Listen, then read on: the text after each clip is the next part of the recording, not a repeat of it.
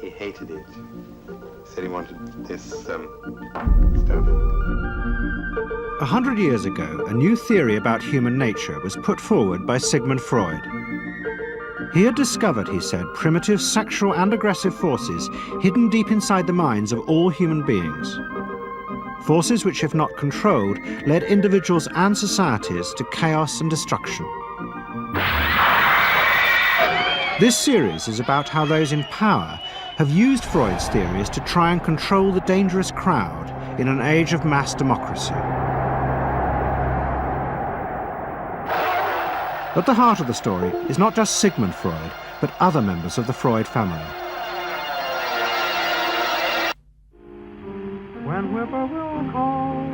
This episode is about Freud's American nephew, Edward Bernays.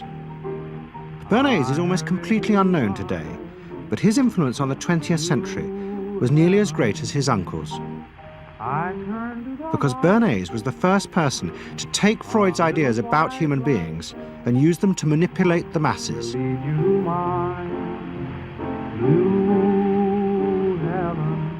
He showed American corporations for the first time how they could make people want things they didn't need by linking mass-produced goods to their unconscious desires. Out of this would come a new political idea of how to control the masses. By satisfying people's inner selfish desires, one made them happy and thus docile. It was the start of the all-consuming self, which has come to dominate our world today.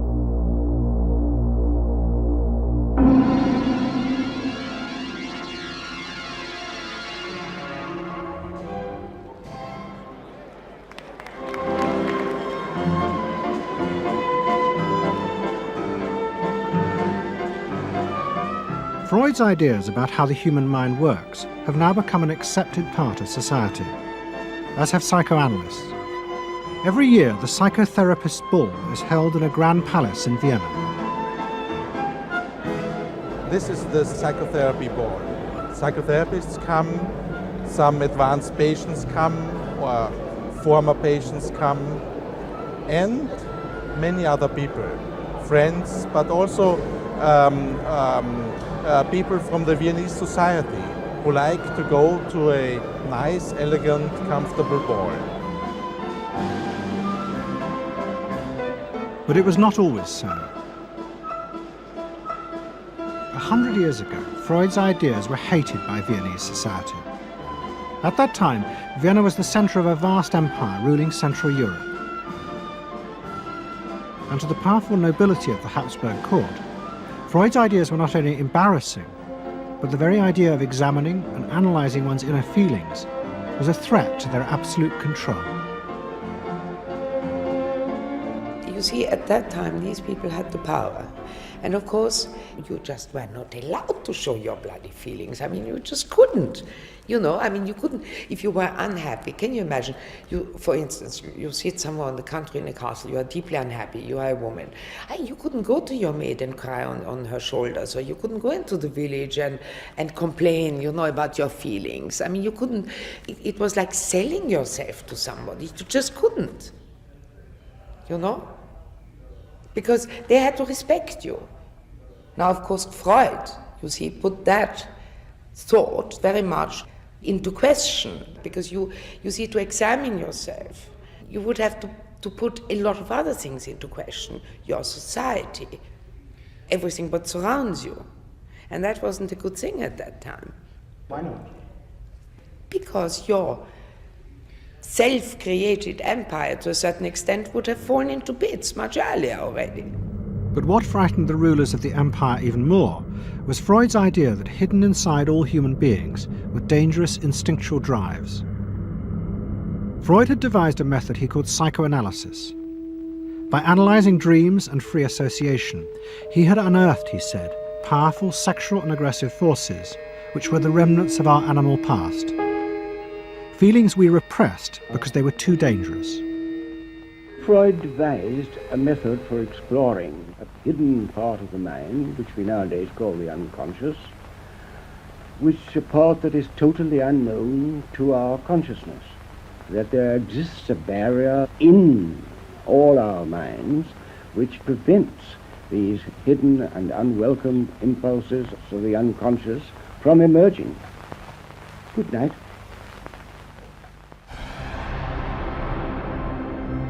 In 1914, the Austro-Hungarian Empire led Europe into war. As the horror mounted, Freud saw it as terrible evidence of the truth of his findings. The saddest thing, he wrote, is that this is exactly the way we should have expected people to behave, from our knowledge of psychoanalysis. Governments had unleashed the primitive forces in human beings, and no one seemed to know how to stop them.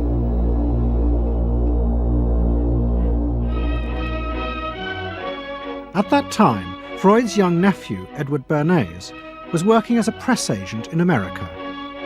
His main client was the world-famous opera singer Caruso, who was touring the United States.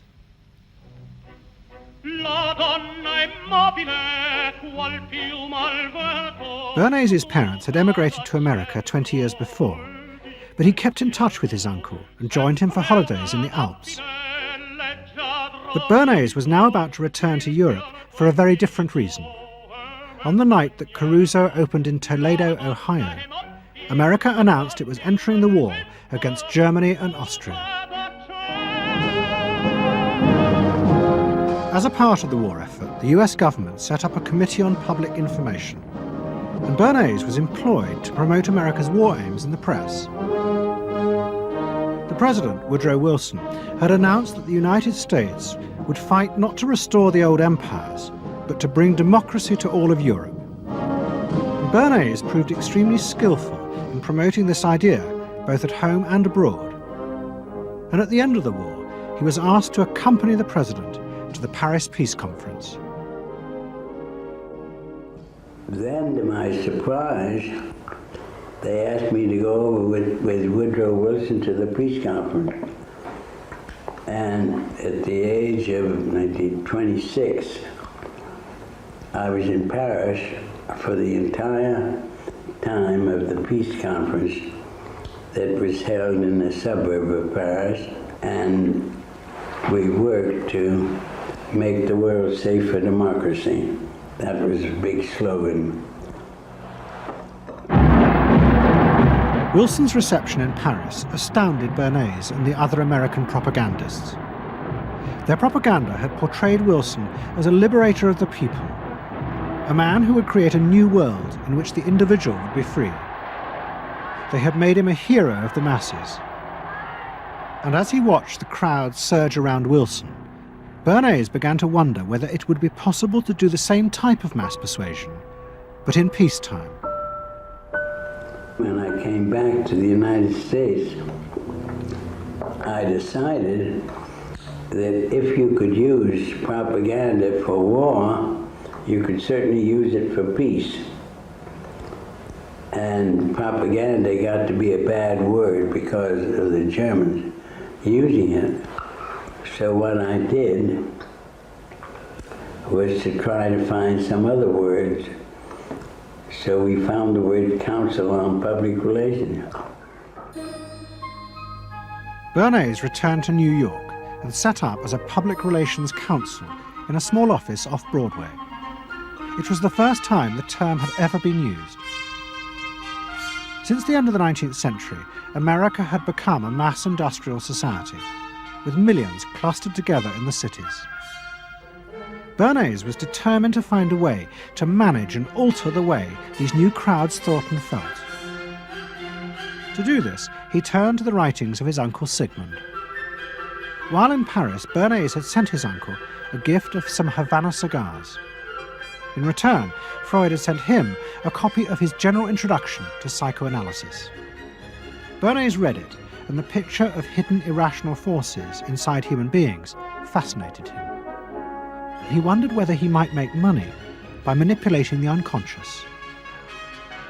What Eddie got from Freud was indeed this idea that there is a lot more going on in human decision-making, not only among individuals, but even more importantly among groups, than this idea that information drives behavior. And so Eddie began to formulate this idea that you had to look at things that would play to people's irrational emotions And you see, that moved Eddie immediately into a different category from other people in his field and most government officials and managers of the day who thought if you just hit people with all this factual information, they would look at that and say, oh, of course. And Eddie knew that was not the way the world worked. Bernays set out to experiment with the minds of the popular classes. His most dramatic experiment was to persuade women to smoke. At that time, there was a taboo against women smoking, and one of his early clients, George Hill, the president of the American Tobacco Corporation, asked Bernays to find a way of breaking it. He said, we're losing half of our market because men have invoked a taboo against women smoking in public. Can you do anything about that? I said, let me think about it. And then I said, have I your permission to see a psychoanalyst to find out what cigarettes mean to women? He said, what'll it cost? So I called up Dr. Brill, A.A. Brill, who was a leading psychoanalyst in New York at that time. How come you didn't call your uncle? Why didn't you call your uncle? Because he was in Vienna. A.A. Brill was one of the first psychoanalysts in America, and for a large fee he told Bernays that cigarettes were a symbol of the penis and of male sexual power. He told Bernays that if he could find a way to connect cigarettes with the idea of challenging male power, then women would smoke, because then they would have their own penises. Every year, New York held an Easter Day parade to which thousands came, and Bernays decided to stage an event there. He persuaded a group of rich debutantes to hide cigarettes under their clothes. Then they should join the parade, and at a given signal from him, they were to light up the cigarettes dramatically. Bernays then informed the press that he had heard that a group of suffragettes were preparing to protest by lighting up what they called torches of freedom.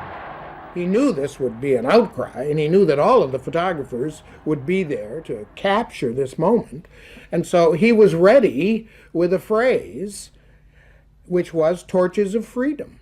And so here you have a symbol, women, young women, debutantes, smoking a cigarette in public with a phrase that means anybody who believes in this kind of equality pretty much has to support them in the ensuing debate about this, because torches of freedom. I mean, what's on all American coins? It's liberty. She's holding up the torch, you see? And so all of this is there together. There's emotion, there's memory, there's a rational phrase, even though it's using a lot of emotional elements. It's a phrase that works in a rational sense. All of this is together.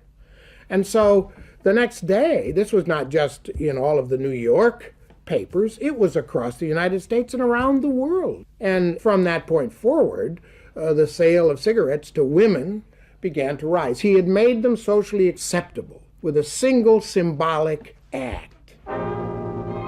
What Bernays had created was the idea that if a woman smoked, it made her more powerful and independent, an idea that still persists today.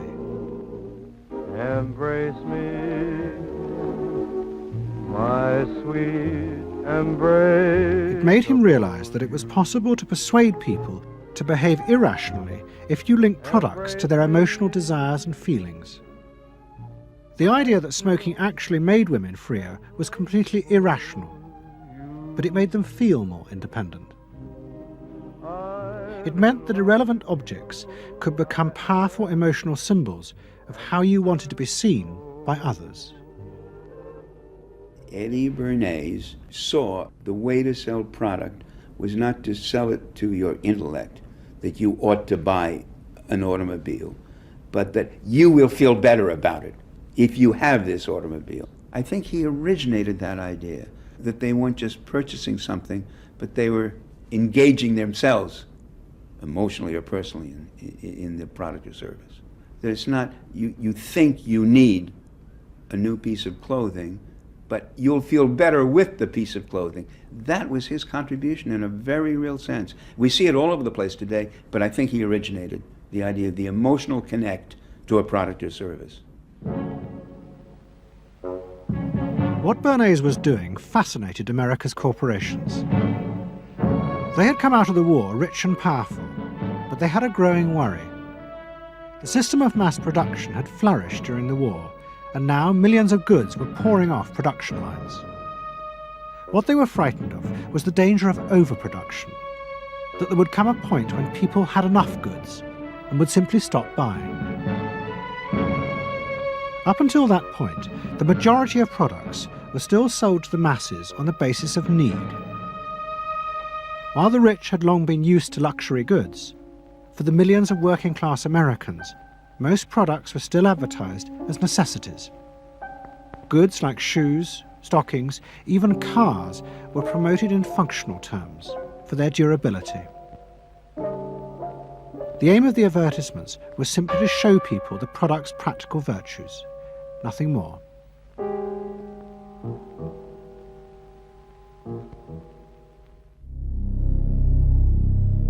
What the corporations realized they had to do was transform the way the majority of Americans thought about products.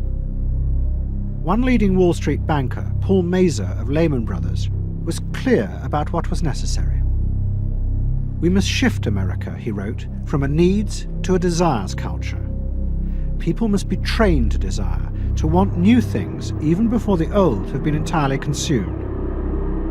We must shape a new mentality in America. Man's desires must overshadow his needs." Prior to that time, there was no American consumer. There was the American worker, and there was the American owner, and they manufactured and they saved and they ate what they had to, and the people shopped for what they needed. And while the very rich may have bought things they didn't need, most people did not. And Mazur envisioned a break with that, where you would have things that you didn't actually need, but you wanted, as opposed to needed. And the man who would be at the center of changing that mentality for the corporations was Edward Bernays. Bernays really is the guy within the United States, more than anybody else, who sort of brings to the table psychological theory as something that is an essential part of how, from the corporate side, of how we are going to appeal to the masses effectively. And the whole sort of merchandising establishment and sales establishment is ready for Sigmund Freud. I mean, they are ready for understanding what motivates the human mind. And so that there's this real openness to Bernays' techniques being used to sell products to the masses. Beginning in the early 20s, the New York banks funded the creation of chains of department stores across America. They were to be the outlets for the mass-produced goods, and Bernays' job was to produce the new type of customer. Bernays began to create many of the techniques of mass consumer persuasion that we now live with. He was employed by William Randolph Hearst to promote his new women's magazines, and Bernays glamorized them by placing articles and advertisements that linked products made by others of his clients to famous film stars like Clara Bow, who was also his client. Bernays also began the practice of product placement in the movies, and he dressed the stars at the film's premieres with clothes and jewellery from other firms he represented. He was, he claimed, the first person to tell car companies they could sell cars as symbols of male sexuality. He employed psychologists to issue reports that said products were good for you, and then pretended they were independent studies. He organised fashion shows in the department stores and paid celebrities to repeat the new and essential message: you bought things not just for need, but to express your inner sense of yourself to others. There's a psychology of dress. Have you ever thought about it? How it can express your character? You all have interesting characters, but some of them are all hidden. I wonder why you all want to dress always the same, with the same hats and the same coats. I'm sure all of you are interesting and have wonderful things about you, but looking at you in the street, you all look so much the same. And that's why I'm talking to you about the psychology of dress. Try and express yourselves better in your dress. Bring out out certain things that you think are hidden. I wonder if you've thought of this angle of your personality. I'd like to ask you some questions. Why do you like short skirts? Oh, because there's more to see. More to see, eh? What good does that do you? Makes my handsome. It makes you more attractive. Does? In 1927, an American journalist wrote, "A change has come over our democracy. It is called consumptionism. The American citizen's first importance to his country is now no longer that of citizen, but that of consumer." The growing wave of consumerism helped in turn to create a stock market boom. And yet again, Edward Bernays became involved, promoting the novel idea that ordinary people should buy shares, borrowing money from banks he also represented. And yet again, millions followed his advice. He was uniquely knowledgeable about how people in large numbers are going to react to products and ideas and so on. But in political terms, if he were to go out, so I can't imagine that he could get 3 people to stand and listen. Wasn't particularly articulate, was a kind of funny looking, and didn't have any sense of reaching out for people one-on-one. None at all. He didn't think about people in groups of one, thought about people in groups of thousands. So I would have nothing to do with them. Hello? Bernays soon became famous as the man who understood the mind of the crowd. And in 1924, the president contacted him. President Coolidge was a quiet, taciturn man and had become a national joke. The press portrayed him as a dull, humorless figure. Bernays' solution was to do exactly the same as he had done with products. He persuaded 34 famous film stars to visit the White House. And for the first time, politics became involved with public relations. And I lined up these 34 people, and I'd say, "What's your name?" He'd say, "Al Jolson." I'd say, "Mr. President, Al Jolson." Next day, every newspaper in the United States had a front page story. President Coolidge entertains actors at White House.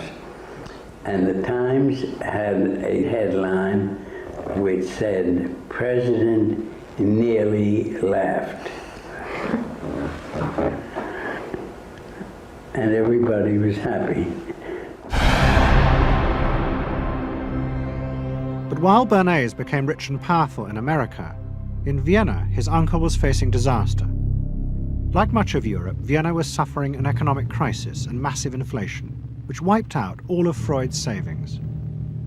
Facing bankruptcy, he wrote to his nephew for help.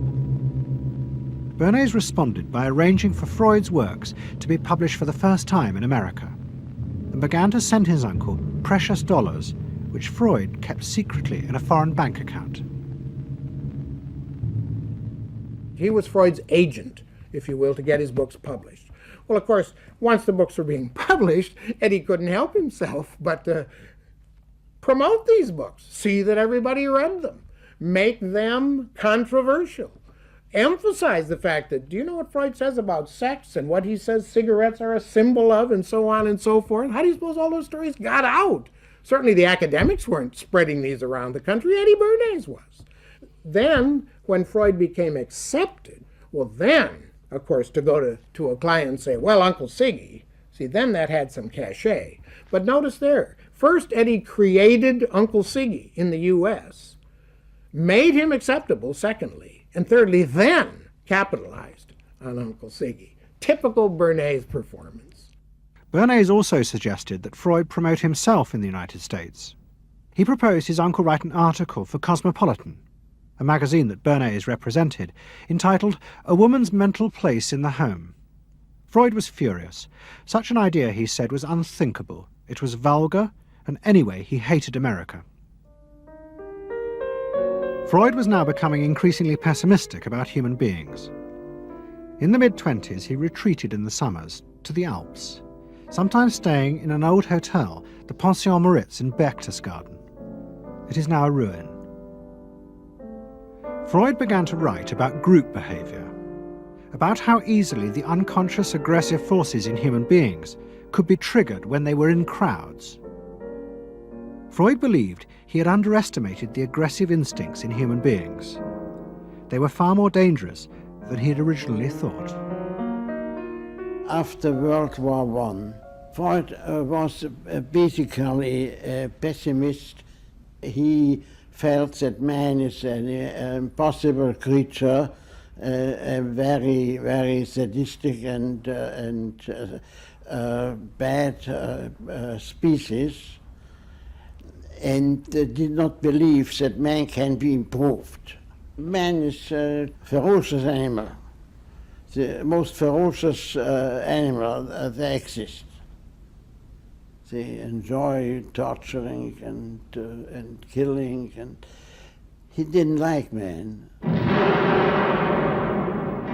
The publication of Freud's works in America had an extraordinary effect on journalists and intellectuals in the 1920s.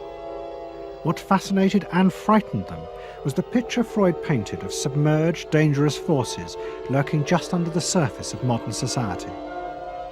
Forces that could erupt easily to produce the frenzied mob which had the power to destroy even governments. It was this they believed had happened in Russia. To many, this meant that one of the guiding principles of mass democracy was wrong. The belief that human beings could be trusted to make decisions on a rational basis.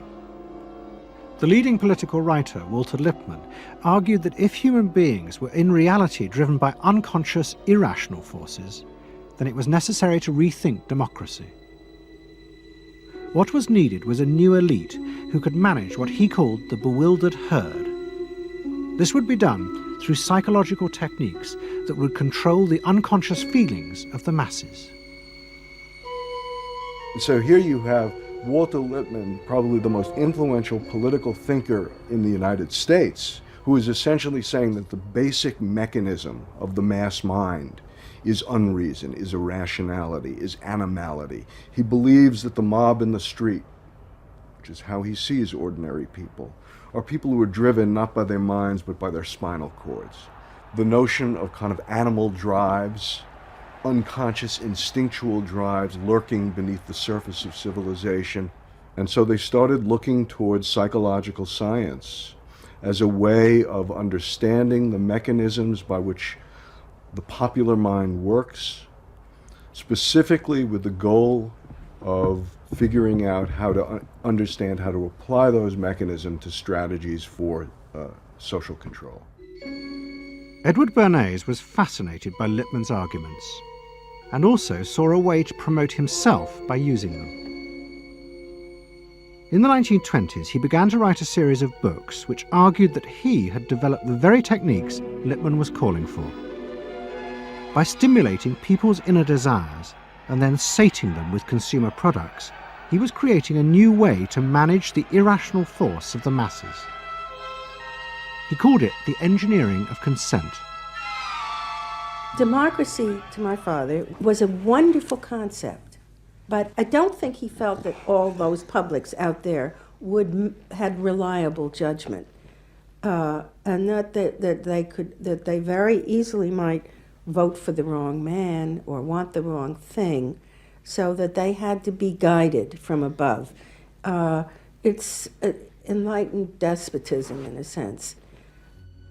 You appeal to their desires and their unrecognized longings, that sort of thing.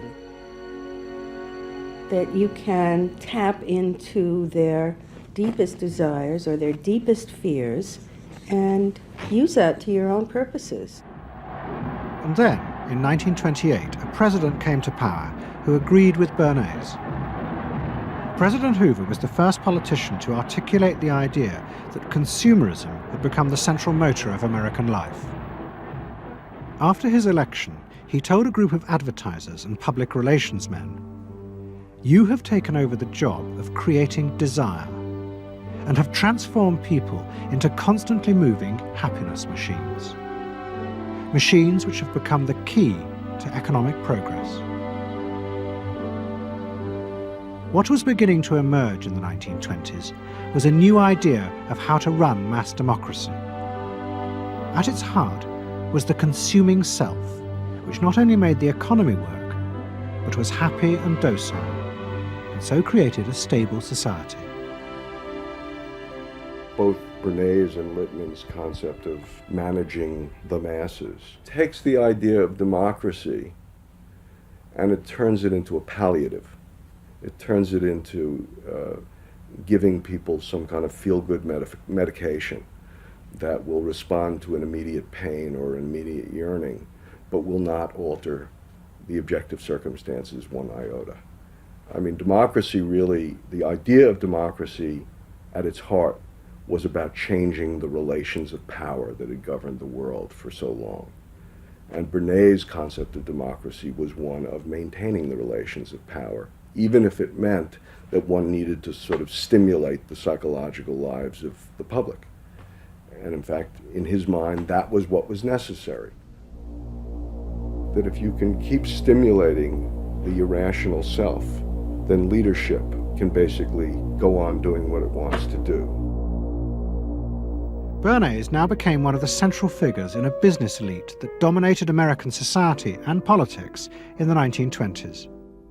He also became extremely rich and lived in a suite of rooms in one of New York's most expensive hotels, where he gave frequent parties. Oh my goodness. He had a home in the corner suite of the Sherry Netherland Hotel. And here's this wonderful suite with all these windows looking out on Central Park and across at the plaza and on the square. And he would use this place to hold a soiree.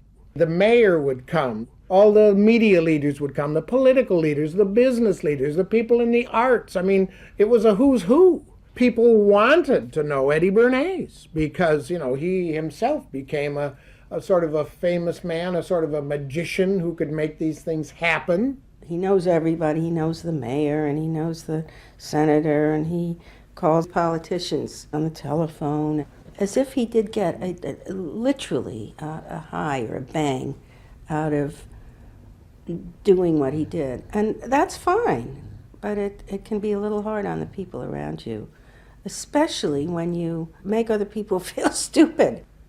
People who worked for him were stupid, and children were stupid, and if people did things in a way that he wouldn't have done them, they were stupid. It was a word that he used over and over and over, dope and stupid. And the masses? They were stupid.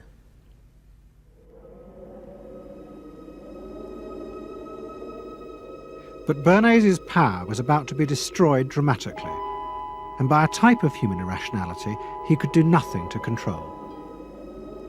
At the end of October 1929, Bernays organised a huge national event to celebrate the 50th anniversary of the invention of the light bulb. President Hoover, the leaders of major corporations, and bankers like John D. Rockefeller were all summoned by Bernays to celebrate the power of American business. But even as they gathered, news came through that shares on the New York Stock Exchange were beginning to fall catastrophically. Throughout the 1920s, speculators had borrowed billions of dollars. The banks had promoted the idea that this was a new era where market crashes were a thing of the past. But they were wrong. What was about to happen was the biggest stock market crash in history. Investors had panicked and begun to sell in a blind, relentless fury that no reassurance by bankers or politicians could halt. And on the 29th of October 1929, the market collapsed.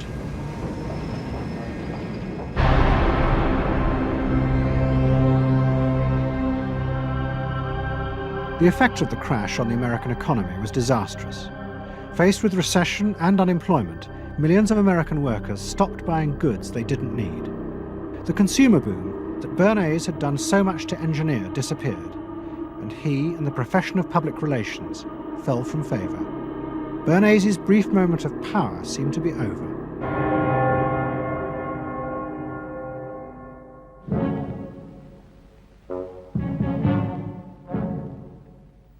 The effect of the Wall Street crash on Europe was also catastrophic. It intensified the growing economic and political crisis in the new democracies. In both Germany and Austria, there were violent street battles between the armed wings of different political parties. Against this backdrop, Freud, who was suffering from cancer of the jaw, retreated yet again to the Alps. He wrote a book called Civilization and Its Discontents. It was a powerful attack on the idea that civilization was an expression of human progress. Instead, Freud argued, civilization had actually been constructed to control the dangerous animal forces inside human beings. What was implicit in Freud's argument was that the ideal of individual freedom, which was at the heart of democracy, was impossible. Human beings could never be allowed to truly express themselves because it was too dangerous. They must always be controlled and would thus always be discontent.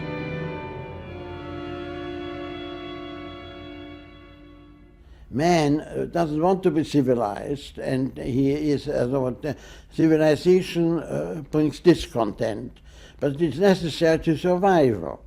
Otherwise he couldn't survive. So he must be discontent, because this would be the only way to keep him within limits. But what did Freud think about the idea of the equality of man? He didn't believe in it. We had 32 parties, and Hitler said, before those parties don't vanish, there is no Germany. That's true. You can't have 32 parties, and so they felt this one person will put an end to this comedy. Freud was not alone in his pessimism. Politicians like Adolf Hitler emerged from a growing despair in the 1920s about democracy. The Nazis were convinced that democracy was dangerous because it unleashed a selfish individualism, but didn't have the means to control it. Hitler's party, the National Socialists, stood in elections, promising in their propaganda that they would abandon democracy because of the chaos and unemployment it led to. Die Parteien versprachen den Himmel auf Erden.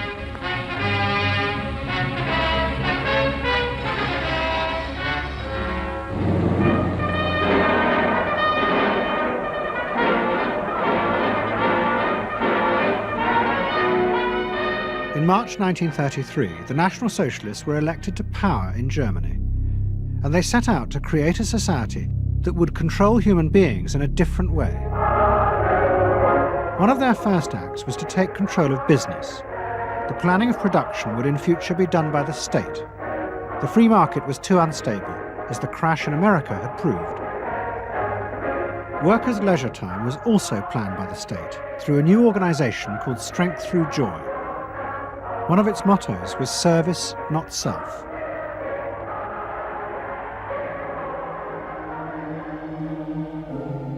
But the Nazis did not see this as a return to an old form of autocratic control. It was a new alternative to democracy, in which the feelings and the desires of the masses would still be central, but they would be channeled in such a way as to bind the nation together. The chief exponent of this was Joseph Goebbels, the Minister of Propaganda. Es mag gut sein, Macht zu besitzen, die auf Gewehren ruht. Besser aber und beglückender ist es, das Herz eines Volkes zu gewinnen und es auch zu behalten. Goebbels organized huge rallies whose function, he said, was to forge the mind of the nation into a unity of thinking, feeling, and desire. One of his inspirations, he told an American journalist, was the writings of Freud's nephew, Edward Bernays. In his work on crowd psychology, Freud had described how the frightening irrationality inside human beings could emerge in such groups. The deep, what he called libidinal forces of desire, are given up to the leader, while the aggressive instincts are unleashed on those outside the group. Freud wrote this as a warning, but the Nazis were deliberately encouraging these forces because they believed they could master and control them. Well, Freud was saying that masses are bound by libidinal forces. They love each other and delegate their ideas and their feelings to the chap on top. What are libidinal forces? What are libidinal forces? Well, forces of love. Not hate. No, hate is delegated to the others outside.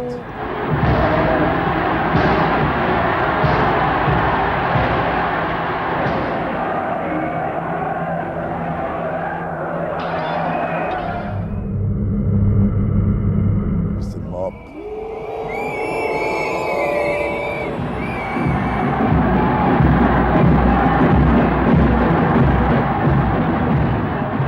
I could see from afar, looking up Wilhelmstraße towards unter den Linden, how those 100,000 of people, when they passed Hitler, they just became completely delirious. They began to shout these cries I will never get out of my ears. Heil, Sieg, Heil. They demented. And here I got confirmation how those irrational forces, uncontrollable forces in Germany, in the Germans, had erupted, had broken out, were running riot, were departing, marching on.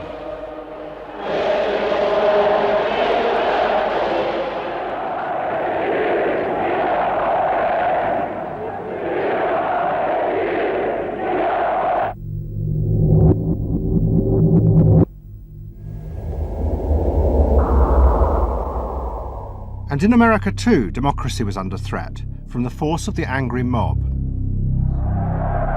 The effect of the stock market crash had been disastrous.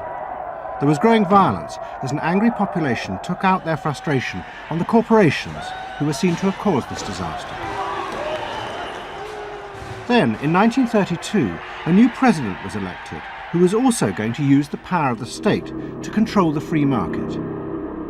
But his aim was not to destroy democracy, but to strengthen it. And to do this, he was going to develop a new way of dealing with the masses. I am prepared, under my constitutional duty, to recommend the measures that a stricken nation in the midst of a stricken world may require. But in the event that the national emergency is still critical, I shall not evade the clear course of duty that will then confront me. I shall ask the Congress for the one remaining instrument to meet the crisis: broad executive power.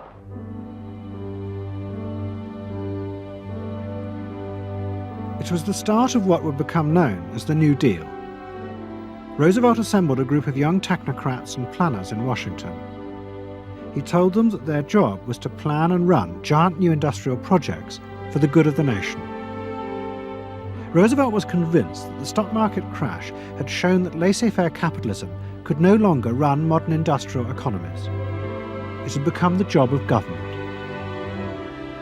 Big business was horrified, but the New Deal attracted the admiration of the Nazis, especially Joseph Goebbels. Wir betrachten die wirtschaftliche Entwicklung in Amerika mit dem allergrößten positiven Interesse. Und wir sind dort der festen Überzeugung, dass Präsident Roosevelt und seine Berater auf dem richtigen Wege sind. Es handelt sich in der Tat um das größte wirtschaftliche und soziale Problem aller Zeiten. Die vielen Millionen Arbeitslosen, die ihre Plätze an den Maschinen und in den Kontoren verloren haben, wieder an ihre alten Arbeitsstellen zurückzuführen. Das kann nicht allein der privaten Initiative überlassen werden. Ausschlaggebend ist, dass die öffentliche Hand mit positiven Maßnahmen eingreift. But although Roosevelt, like the Nazis, was trying to organize society in a different way, unlike the Nazis, he believed that human beings were rational and could be trusted to take an active part in government. Roosevelt believed it was possible to explain his policies to ordinary Americans and take into account their opinions. To do this, he was helped by the new ideas of an American social scientist called George Gallup. favorite reading of New Deal Washington, the survey of U.S. public opinion. From offices at Princeton, New Jersey, a famed statistician, Dr. George Gallup, tells Washington from week to week what the nation is thinking. And in New York, Fortune magazine's analyst, Elmo Roper, compiles for publication a continuous record of the nation's approval or disapproval of how the country is being run. Gallup and Roper rejected Bernays' view that human beings were at the mercy of unconscious forces and so needed to be controlled. Their system of opinion polling was based on the idea that people could be trusted to know what they wanted. They argued that one could measure and predict the opinions and behaviour of the public if one asked strictly factual questions and avoided manipulating their emotions. Well, how about this one? Do you think Franklin D. Roosevelt's New Deal has been bad for the nation in general? No, that question's loaded. It automatically suggests an answer. Well, how about this? Is your present feeling toward President Roosevelt one of general approval or general disapproval? That's better. Prior to scientific polling, the view of many people was that you couldn't trust public opinion. It was irrational, that it was ill-informed, it was chaotic, unruly, and so forth. And so that opinion should be dismissed. But with scientific polling, I think it established very clearly that people are rational, that they do make good decisions, and this offers democracy a chance to be truly informed by the public, giving everybody a voice in the way the country is run. I know my father wouldn't necessarily say the voice of the public is the voice of God, but he did feel very much that the voice of the people is a rational voice and should be heard. What Roosevelt was doing was forging a new connection between the masses and politicians. No longer were they irrational consumers who were managed by sating their desires. Instead, they were sensible citizens who could take part in the governing of the country.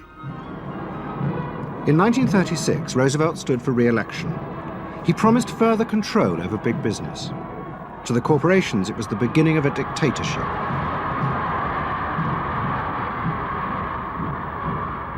Roosevelt interferes with private enterprise and is running the country into debt for generations to come. The way to get recovery is to let business alone. But Roosevelt was triumphantly re-elected. It looks, my friends, like a real landslide this time. So please let me thank you again and tell you that I hope to see you all very soon and bid you an affectionate good night. Faced with this, business now decided to fight back, to regain power in America. At the heart of the battle would be Edward Bernays and the profession he had invented, public relations.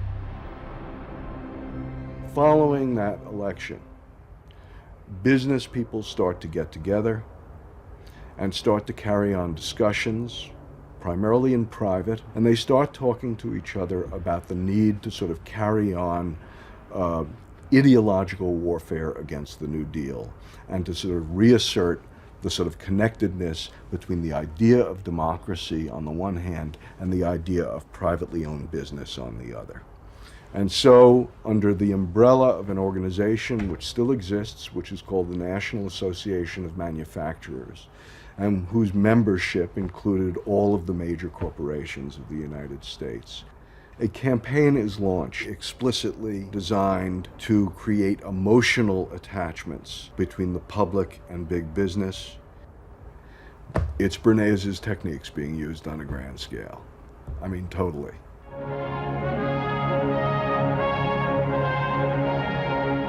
The General Motors Parade of Progress, traveling the high roads and byroads of America, bringing to millions of Americans in their own hometown the fascinating story behind modern industry, showing... The campaign set out to show dramatically that it was business, not politicians, who had created modern America. A better mode of living for all of us. Bernays was an advisor to General Motors, but he was no longer alone. The industry he had founded now flourished as hundreds of public relations advisors organized a vast campaign.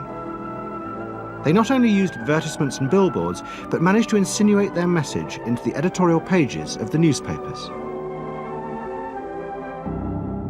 It became a bitter fight. In response to the campaign, the government made films that warned of the unscrupulous manipulation of the press by big business. And the central villain was the new figure of the public relations man. They tried to achieve their ends by working entirely behind the scenes, corrupting and deceiving the public. The aims of such groups may be either good or bad, so far as the public interest is concerned, but their methods are a grave danger to democratic institutions. The films also showed how the responsible citizen could monitor the press themselves. They could create a chart that analyzed the reporting for signs of hidden bias. But such earnest instruction was to be no match for the powerful imagination of Edward Bernays. He was about to help create a vision of the utopia that free market capitalism would build in America if it was unleashed.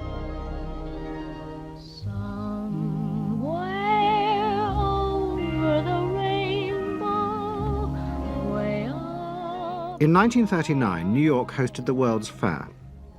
Edward Bernays was a central advisor. He insisted that the theme be the link between democracy and American business.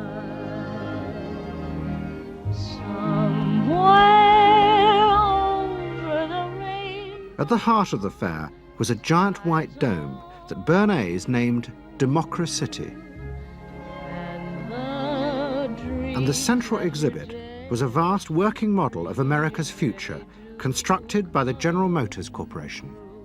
To my father, the World's Fair was an opportunity to keep the status quo, that is, capitalism, in a democracy. Democracy and capitalism, that marriage, right, linking, just like that.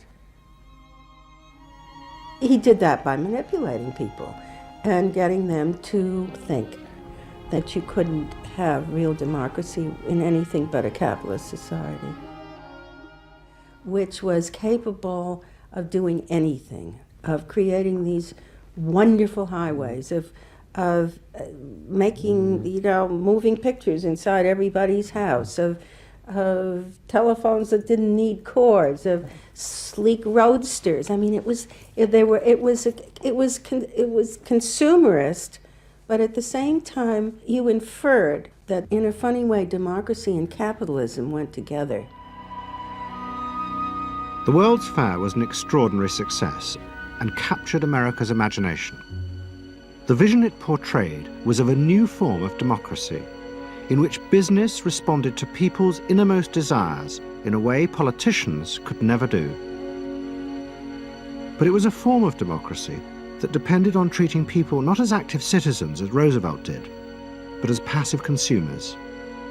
Because this, Bernays believed, was the key to control in a mass democracy. It's not that the people are in charge, but that the people's desires are in charge. The people are not in charge. The people exercise no decision-making power within this environment. So democracy is reduced from something which assumes an active citizenry to the idea of the public as passive consumers. Driven primarily by instinctual or unconscious desires, and that if you can in fact trigger those needs and desires, you can get what you want from them. But this struggle between the two views of human beings as to whether they were rational or irrational was about to be dramatically affected by events in Europe. Events that would also change the fortunes of the Freud family. In March 1938, the Nazis annexed Austria. It was called the Anschluss. Hitler arrived in Vienna to an extraordinary outpouring of mass adulation. But even as he drove through the city, behind the scenes, the Nazis were systematically whipping up and unleashing the hatred of the crowd against the enemies of the new Greater Germany. The Anschluss was a kind of explosion of terrible hatred against the enemies, the so-called enemies, or whatever they considered enemies, against the Jews totally, and also against a lot of very decent Austrians who had opposed the Nazis in Austria.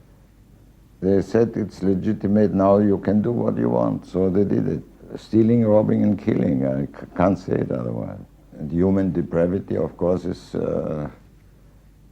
always very near to normal behavior. It can change very quickly.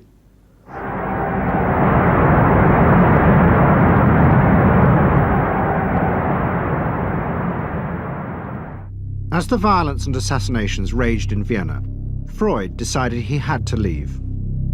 His aim was to go to Britain, but he knew that Britain, like many countries, was refusing entry to most Jewish refugees.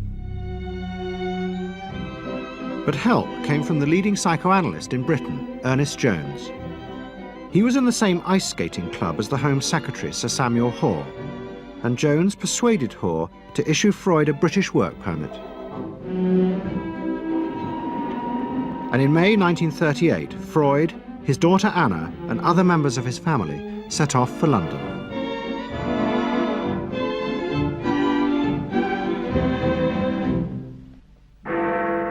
Freud arrived in London as Britain was preparing for war, and he settled with his daughter Anna in a house in Hampstead.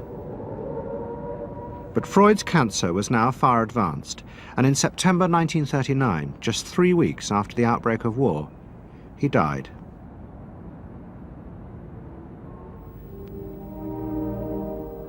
The Second World War would utterly transform the way governments saw democracy and the people they governed. Next week's programme will show how the American government, as a result of the war, became convinced there were savage, dangerous forces hidden inside all human beings, forces that needed to be controlled. The terrible evidence from the death camps seemed to show what happened when these forces were unleashed. And politicians and planners in post-war America would come to believe that hidden under the surface of their own population were the same dangerous forces. And they would turn to the Freud family to help control this enemy within.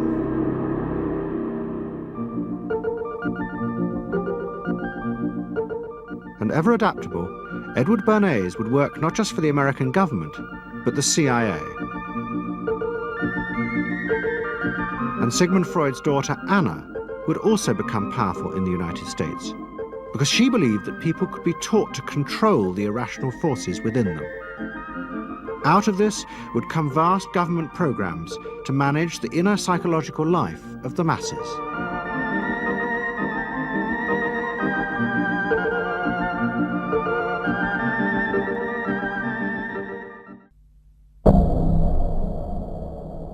Let's say a word about dreams.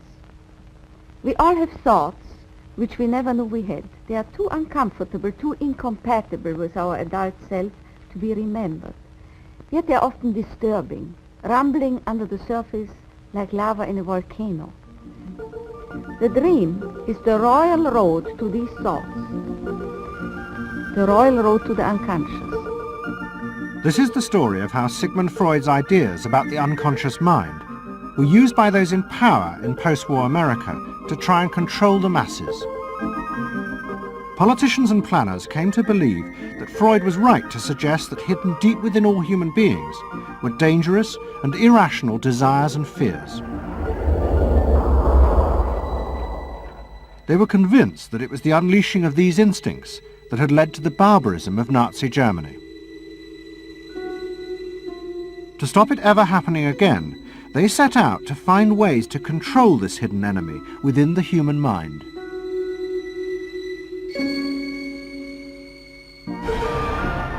At the heart of the story are Sigmund Freud's daughter Anna and his nephew Edward Bernays, who had invented the profession of public relations.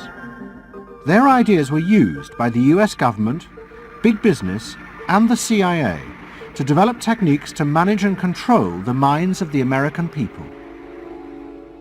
Those in power believed that the only way to make democracy work and create a stable society was to repress the savage barbarism that lurked just under the surface of normal American life.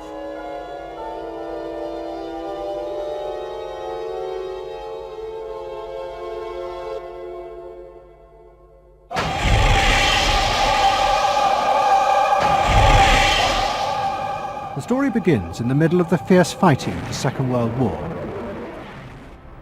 As the fighting intensified, the American army was faced by an extraordinary number of mental breakdowns among its troops. 49% of all soldiers evacuated from combat were sent back because they suffered from mental problems.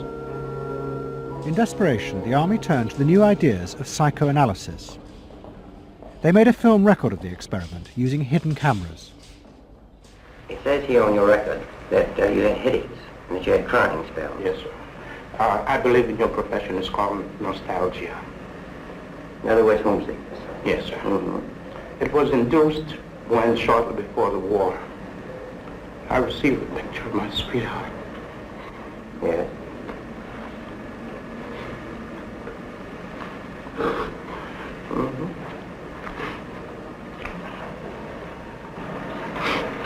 I'm sorry, I can't continue. That's all right. It was the first time that anyone had paid such attention to the feelings and anxieties of ordinary people. At the heart of the experiment were a number of refugee psychoanalysts from Central Europe. They worked with American psychiatrists to guide and shape the project. When I first came to America, I worked in the psychiatric service with soldiers trying to rehabilitate them.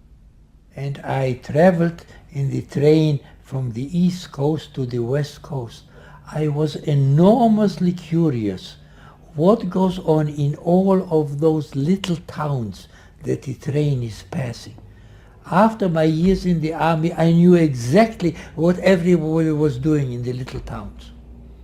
Because I saw so many people who came from there, and I understood their aspirations, their disappointments, and so forth. So it was as if somebody invited me to a privileged tour into the inner soul of America.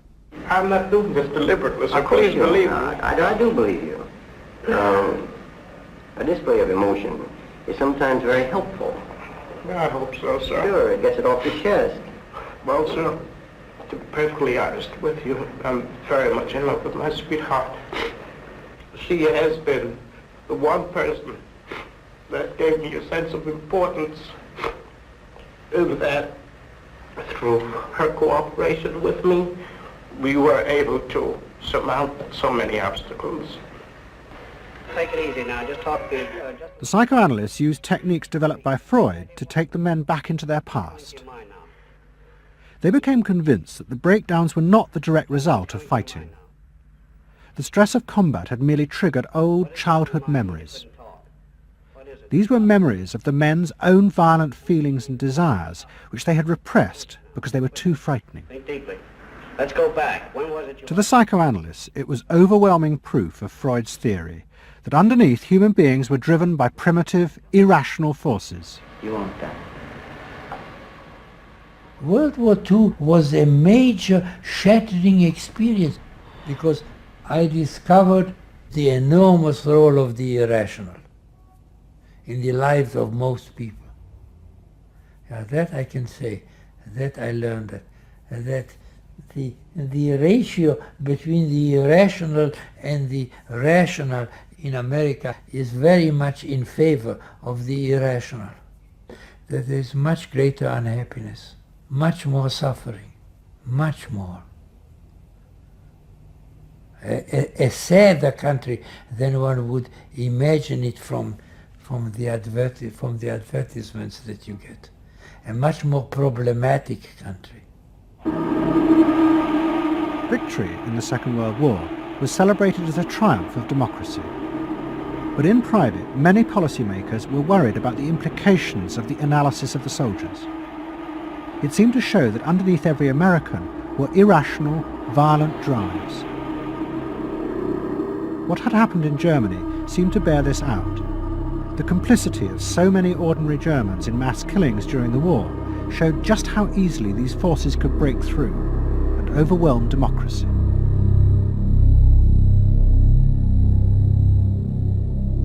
Planners and policymakers had been convinced by their experiences during World War II that human beings could act very irrationally because of this sort of teeming and raw and unpredictable emotionality. the kind of chaos that lived at the base of human personality could, in fact, infect the society, social institutions, to such a point that the society itself would become sick. That's what they believe happened in Germany, in which the irrational, the anti-democratic, went wild. Well, it was a vision of human nature as incredibly destructive, and they were terrified that Americans would in fact behave that way, or were capable of behaving that way, and they wanted to avoid a rerun of that. So what is needed is a human being that can internalize democratic values so that they are not shaken with the storm. And psychoanalysis carried in it the promise that it can be done. It opened up new vistas as to how the inner structure of the human being can be changed so that he becomes a more vital, free supporter and maintainer of democracy. The psychoanalysts were convinced they not only understood these dangerous forces, but they knew how to control them too. They would use their techniques to create democratic individuals, because democracy left to itself failed to do this.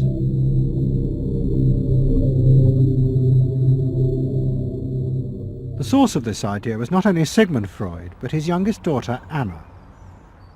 She had fled with her father to London before the outbreak of war, and after he died, Anna Freud became the acknowledged leader of the world psychoanalytic movement.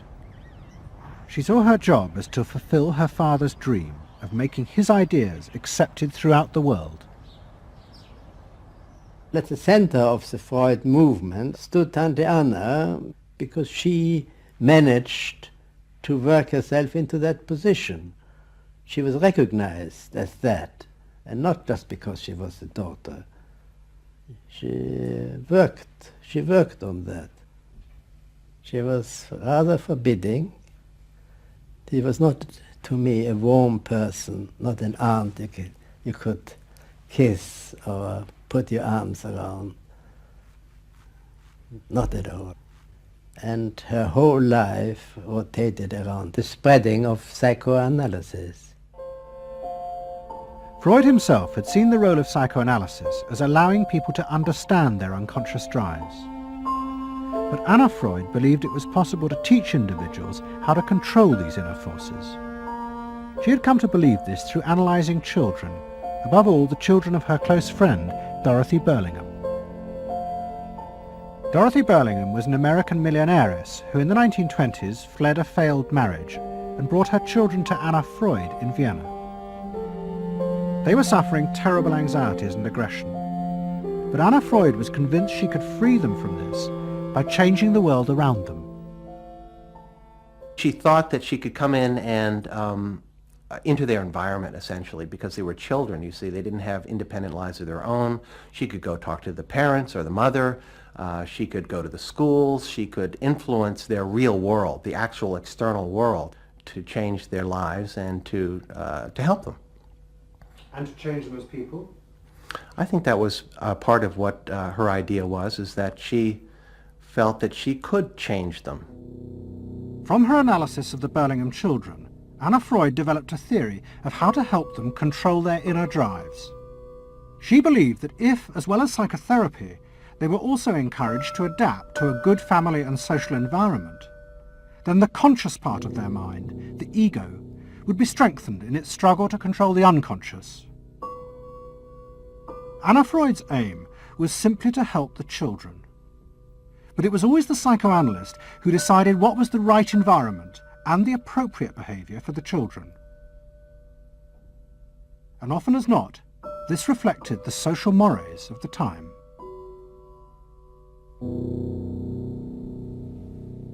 In my father's case, they were concerned that he would be a homosexual. And so a lot of their efforts went into preventing or trying to stop my father from becoming a homosexual. Whether or not he would have or did, or it's unknown to me. Why did they want to stop him? Because they felt it was abnormal. It wasn't a normal way to develop. They wanted to have him develop along lines that society recognized to be normal, because if they didn't, then you're going to be under the control of forces that you don't understand, that you're not even aware of. The analysis seemed to be a great success, and in the 30s the Burlingham children had returned to America. They settled down to happy married lives in the suburbs. What they didn't realize was that their experience was about to become a template for a giant social experiment to control the inner mental life of the American population. In 1946, President Truman signed the National Mental Health Act. It had been born directly out of the wartime discoveries by psychoanalysts that millions of Americans who had been drafted suffered hidden anxieties and fears. The aim of the Act was to deal with this invisible threat to society. Shocked by the appalling percentage of the emotionally unstable revealed by the World War II draft figures, Congress in 1946 passed the National Mental Health Act, which recognized for the first time that mental illness was a national problem. Keenly aware of the tremendous problems ahead is Dr. Robert H. Felix, director of the vast new project. A primary objective of the National Mental Health Program is to increase our fund of scientific knowledge about mental health and about mental illness. We're not doing this. Why? Because there are all too few skilled mental health workers.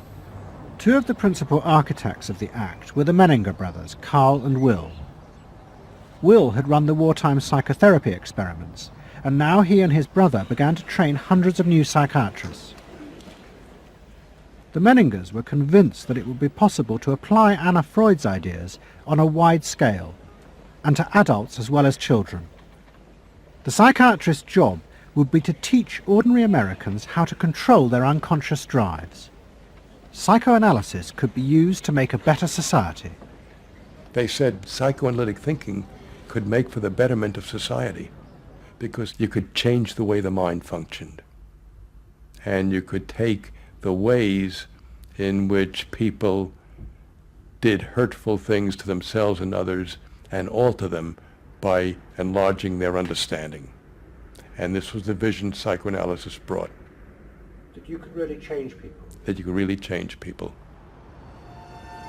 And you could change them almost in limitless ways. In the late 40s, a vast project began in America to apply the ideas of psychoanalysis to the masses. Psychological guidance centres were set up in hundreds of towns. They were staffed by psychiatrists who believed it was their job to control the hidden forces inside the minds of millions of ordinary Americans. Yes, I need something done. I need some help. Did you have any particular teachers that you liked, any sort? I liked all my teachers except one, I remember. What was the trouble with this one? I don't know, she just scared me most of the time. Holler at me and I'd run outside and vomit. I hate my brother. Loathe him. Despise him. At the same time, thousands of counsellors were trained to apply psychoanalysis to marriage guidance.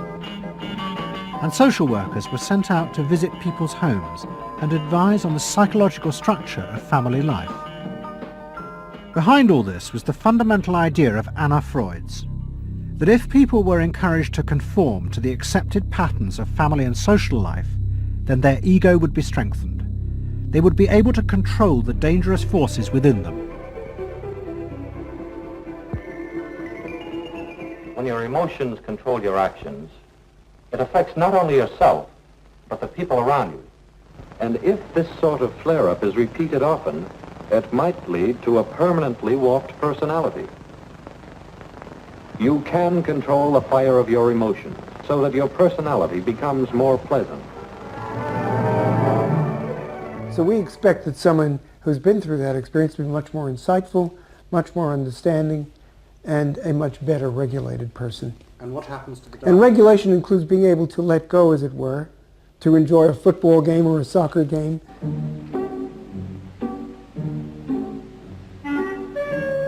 a more understanding, yes, rational, but also appropriately emotional person. The regulatory aspects of the human mind would really be in charge. Instead of being overwhelmed by our passions and by our darker impulses. That one would be master or mistress of one's own passions. They just felt that the road to happiness was in adapting to the external world in which they lived. That people could be uncrippled from their own neurotic conflicts and impulses, that they would not engage in self-destructive behavior, that they would in fact adapt to the reality about them. They never questioned the reality.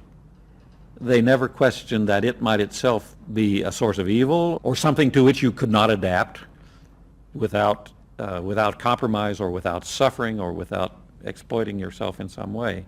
So there was this fit with the politics of the day.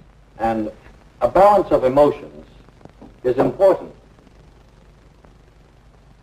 to a well-rounded personality. But it was only the beginning of the rise to power of psychoanalysis in America. Psychoanalysts were about to move into big business and use their techniques not just to create model citizens, but model consumers. Last week's episode showed how Freud's American nephew, Edward Bernays, had been the first to convince American corporations that they could sell products by connecting them with people's unconscious feelings. But now, a group of psychoanalysts were going to take what Bernays had begun and invent a whole range of techniques to get inside and manage the unconscious mind of the consumer. They were led by Ernest Dichter. Dichter had practiced next door to Freud in Vienna, but he had come to America and set up the Institute for Motivational Research in an old mansion north of New York. This is the Institute for Motivational Research, a place devoted to the intriguing business of finding out why people behave as they do, why they buy as they do, why they respond to advertising as they do. And this is Dr. Ernest Dichter. We don't go out and ask directly, why do you buy, why don't you? What we try to do instead is to understand the total personality, the self-image of the customer. We use all the resources of modern social sciences. It opens up some stimulating psychological techniques for selling any new product. Like the other psychoanalysts, Dichter believed that American citizens were fundamentally irrational beings. They could not be trusted. Their real reasons for buying products were rooted in unconscious desires and feelings. And Dichter wanted to find ways to uncover what he called the secret self of the American consumer. He was trying to get out of people's mind the unconscious motivations that they had for purchasing. These could be sexual, they could be psychological, they could be sociological, they could be a demand for status, a demand for recognition. There were things that people couldn't verbalize or wouldn't verbalize because they were too secret to them. They were too much a part of their nature, and they would be embarrassed. They would be embarrassed if they came out and said things like this. He would interview people, but not ask them direct questions, but let them talk freely like you do in psychoanalysis. And that was his background. And so he said, why can't we have a group therapy session about products? All right? And so Dichter built this room up above his garage, and he said we can have psychoanalysis of products. They can actually act out and verbalize their wants and needs. What we're going to do is try a couple of these salad dressings. Now let's see what happens. Here is our typical housewife. She doesn't follow the instructions. And they could be observed and watched, and other people could comment, and they could talk about it, and everybody could join in. He was the first to do this. This was absolutely the first thing that was ever done. And he had a movie projector up there where you could show advertisements and things like that, and people could react to them. And he invented the whole technique for mining the unconscious about the hidden psychological wants that people had about products. This became the focus group. It worked! Dichter's breakthrough came with a focus group study he did for Betty Crocker Foods. Like many food manufacturers in the early 50s, they had invented a new range of instant convenience foods. But although consumers had told market researchers they would welcome the idea, in fact they were refusing to buy them. The worst problem was the Betty Crocker cake mix. Dichter did a series of focus groups where housewives free associated about the cake mix. He concluded that they felt unconscious guilt at the new image being promoted of ease and convenience. In other words, he understood that the barrier to the consumption of the product was the housewife's feeling of guilt about using it. They basically, on one hand, wanted to make it easy for themselves, but they felt guilty about it. So what you've got to do in those circumstances is remove the barrier being guilt. The way you do that is to give the housewife a greater sense of participation. And how do you do that? By adding an egg. Simple as that. As simple as that. Dichter told Betty Crocker to put an instruction on the packet that the housewife should add an egg. It would be an unconscious symbol, he said, of the housewife mixing in her own eggs as a gift to her husband, and so would lessen the guilt. Betty Crocker did it, and the sales soared. My cake is ready. The consumer may have basic needs that the consumer himself or herself doesn't fully understand. You have to know what those needs are in order to fully exploit the consumer. Is it wrong to give people what they want by taking away their defenses, helping remove their defenses?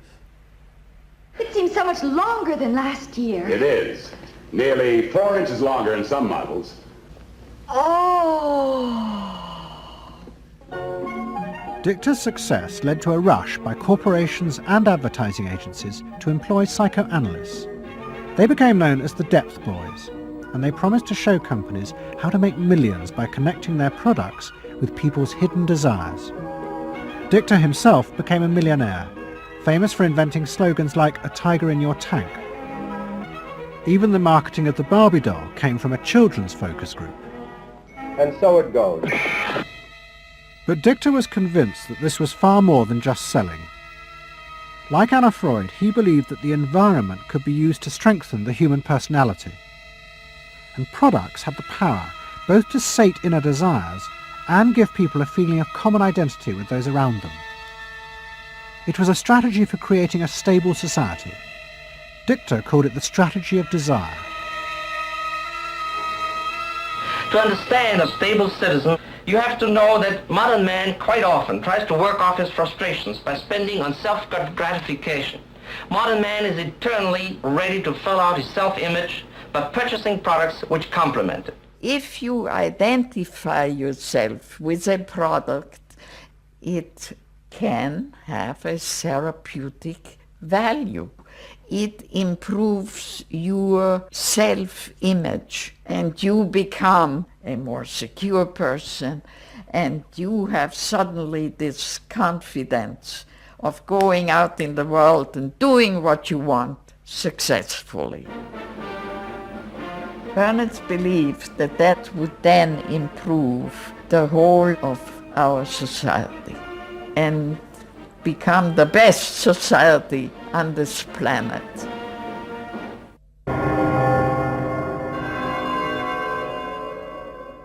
By the early 50s, the ideas of psychoanalysis had penetrated deep into American life. The psychoanalysts themselves became rich and powerful. Many had consulting rooms overlooking Central Park in New York. Politicians and famous writers like Arthur Miller and Tennessee Williams became their patients. They were seeking not just help, but to understand the hidden roots of human behavior. We were sought after.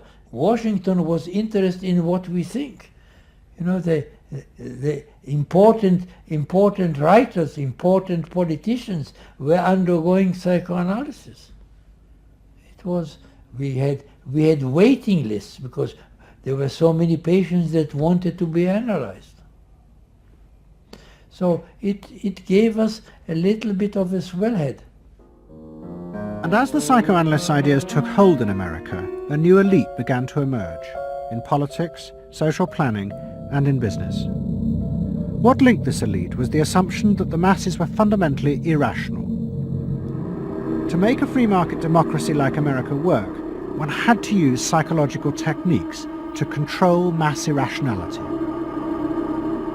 They actually believed that this elite was necessary because individual citizens were not capable, if left alone, of being democratic citizens. The elite was necessary in order to create the conditions that would produce individuals capable of behaving as a good consumer and also behaving as a democratic citizen. They didn't see their activities as anti-democratic, as undermining the capacity of individual citizens for democracy. Quite the opposite. They understood that they were creating the conditions for democracy's survival and future. Anna Freud had never intended that her ideas be used in such a way, but she happily accepted the rise to power of psychoanalysis in America. She remained in England, living with Dorothy Burlingham. On the surface, it was an idyllic life. She and Dorothy had bought a weekend cottage on the Suffolk coast. And in the summers, Dorothy's children came from America to visit with the grandchildren. But underneath, things were going badly wrong. Both Bob and Mabby Burlingham, who Anna Freud had analysed in the 1930s, had suffered personal breakdowns, and their marriages were collapsing. Bob was drinking heavily, and Mabby suffered terrible anxieties. The real reasons for the visits to England were yet more analysis with Anna Freud. Well, the problem was that it didn't look very good, did it? Because here you have somebody who's having nervous breakdowns and is having alcoholic binges. And this is not exactly, doesn't really sit well. Well, you know, from a humane standpoint, obviously this is not desirable. You know, you want to help these people, but it also had the wider ramifications of everybody in analysis, in analytic circles, knew that Bob and Mabby were guinea pigs. They were the living proof that this was a wonderful process. It was very much swept under the rug. It really didn't get out. I mean, these people had such, their power and influence was such that, you know, you were very careful. Anna Freud was a very powerful person, and you were the grandchildren, and she knew a great deal more than you did about what went on in your parents' lives and so forth. It was not something you were going to tangle with, and you were a product of the whole situation. But at the same time, we all knew that something was really out of whack. As she grew older, she became more and more important, didn't she? Politically and scientifically, but she didn't know when to stop. She was a bit too righteous. What she did was always the thing, and she would never, to my knowledge, acknowledge that she could make a mistake or be wrong. That is my feeling. But the power and influence of the Freud family in America was about to grow even more. Politicians were about to turn to Anna Freud's cousin, Edward Bernays, for help in a time of crisis. He was going to manipulate the inner feelings and fears of the masses to help America's politicians fight the Cold War. I don't mean to say, and no one can say to you, that there are no dangers. Of course there are risks if we are not vigilant. But we do not have to be hysterical. In 1953, the Soviet Union exploded its first hydrogen bomb, and the fear of nuclear war and communism gripped the United States. Those in power became concerned about how to reassure the population. Committees were set up and public information films made, appealing for calm in the face of new threats, like nuclear fallout. It's the fallacy of devoting 85% of one's worrying capacity to an agent that constitutes only about 15% of an atomic bomb's destroying potential. At this point, Edward Bernays was living in New York. In the 1920s, he had invented the profession of public relations and was now one of the most powerful PR men in America. He worked for most of the major corporations and advised politicians, including President Eisenhower. Like his uncle Sigmund, Bernays was convinced that human beings were driven by irrational forces. The only way to deal with the public was to connect with their unconscious desires and fears.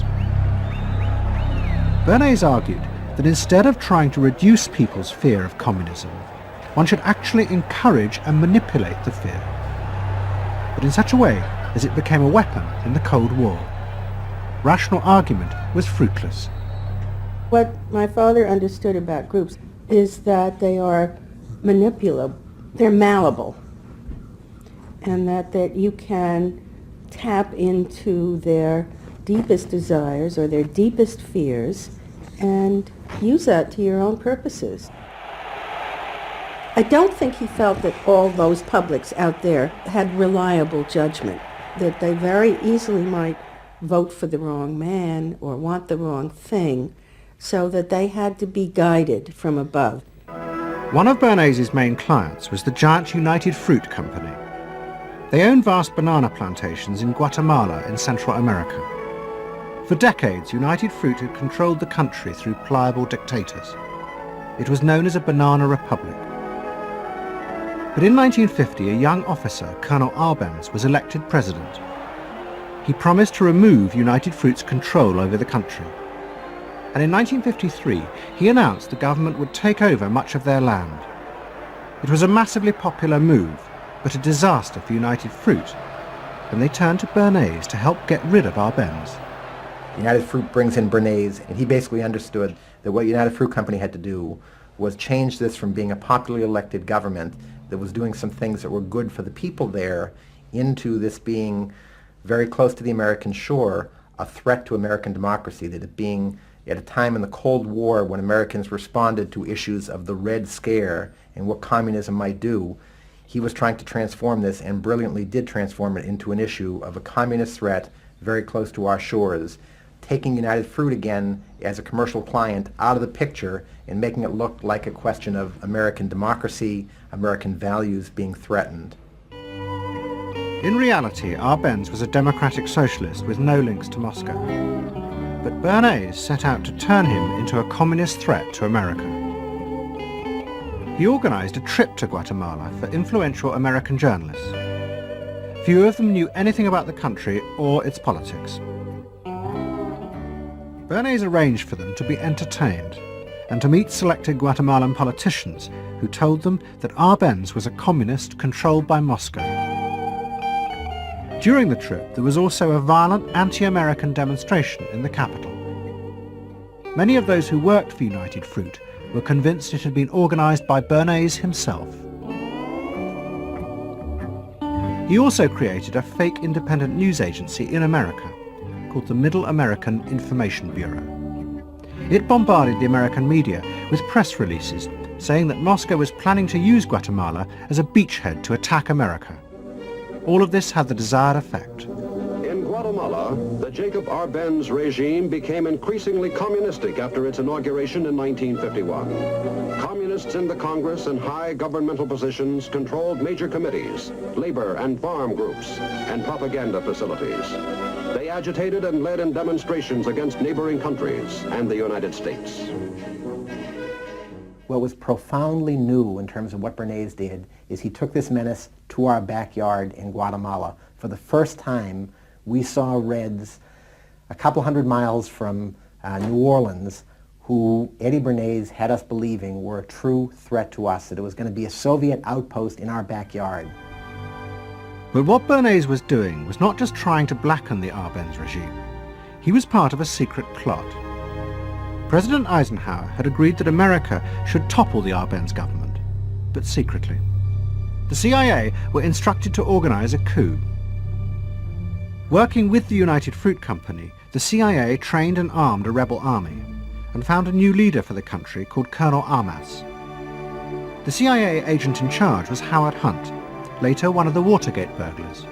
What we wanted to do was have a terror campaign to terrify Arbenz particularly, terrify his troops, much as the German Stuka bombers terrified the population of Holland, Belgium, and Poland at the onset of World War II, and just rendered everybody paralyzed.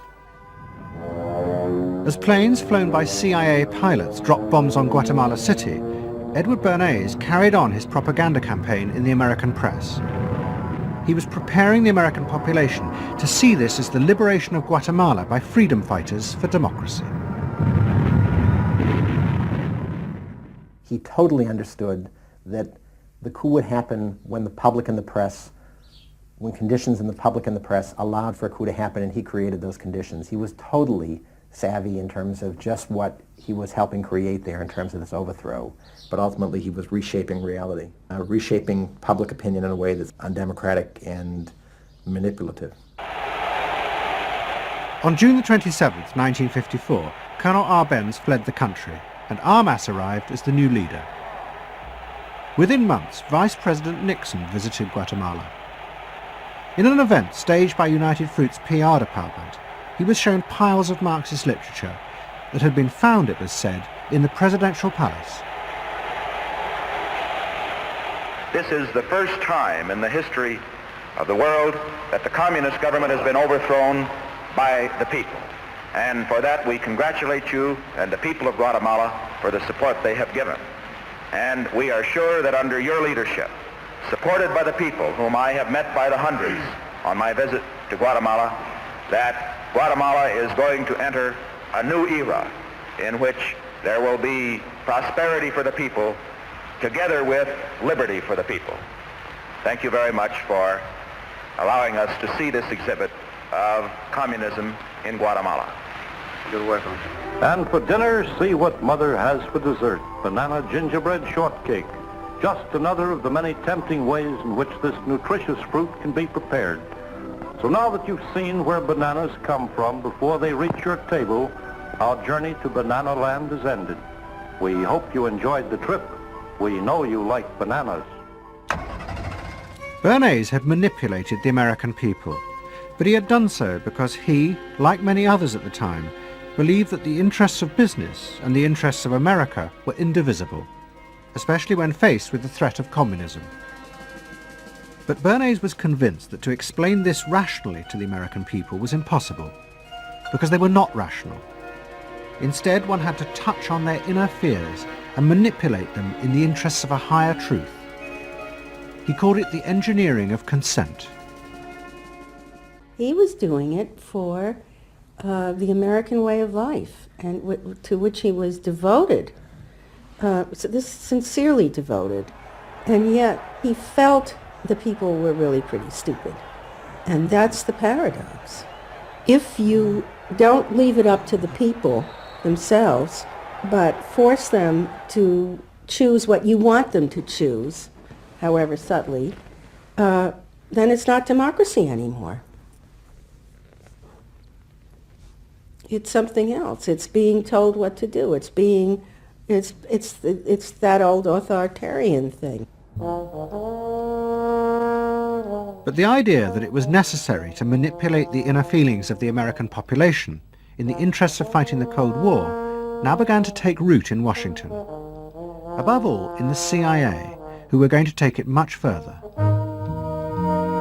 They were concerned that the Soviets were experimenting with psychological methods to actually alter the memories and feelings of people, the aim being to produce more controllable citizens. It was known as brainwashing. Psychologists in the CIA were convinced that this really might be possible, and that they should try to do it themselves. The image of the human being that was being built up at that particular time was that there was a great deal of vulnerability in every human being, and that vulnerability could be manipulated to program somebody to be something that I wanted them to be, and they didn't want to be.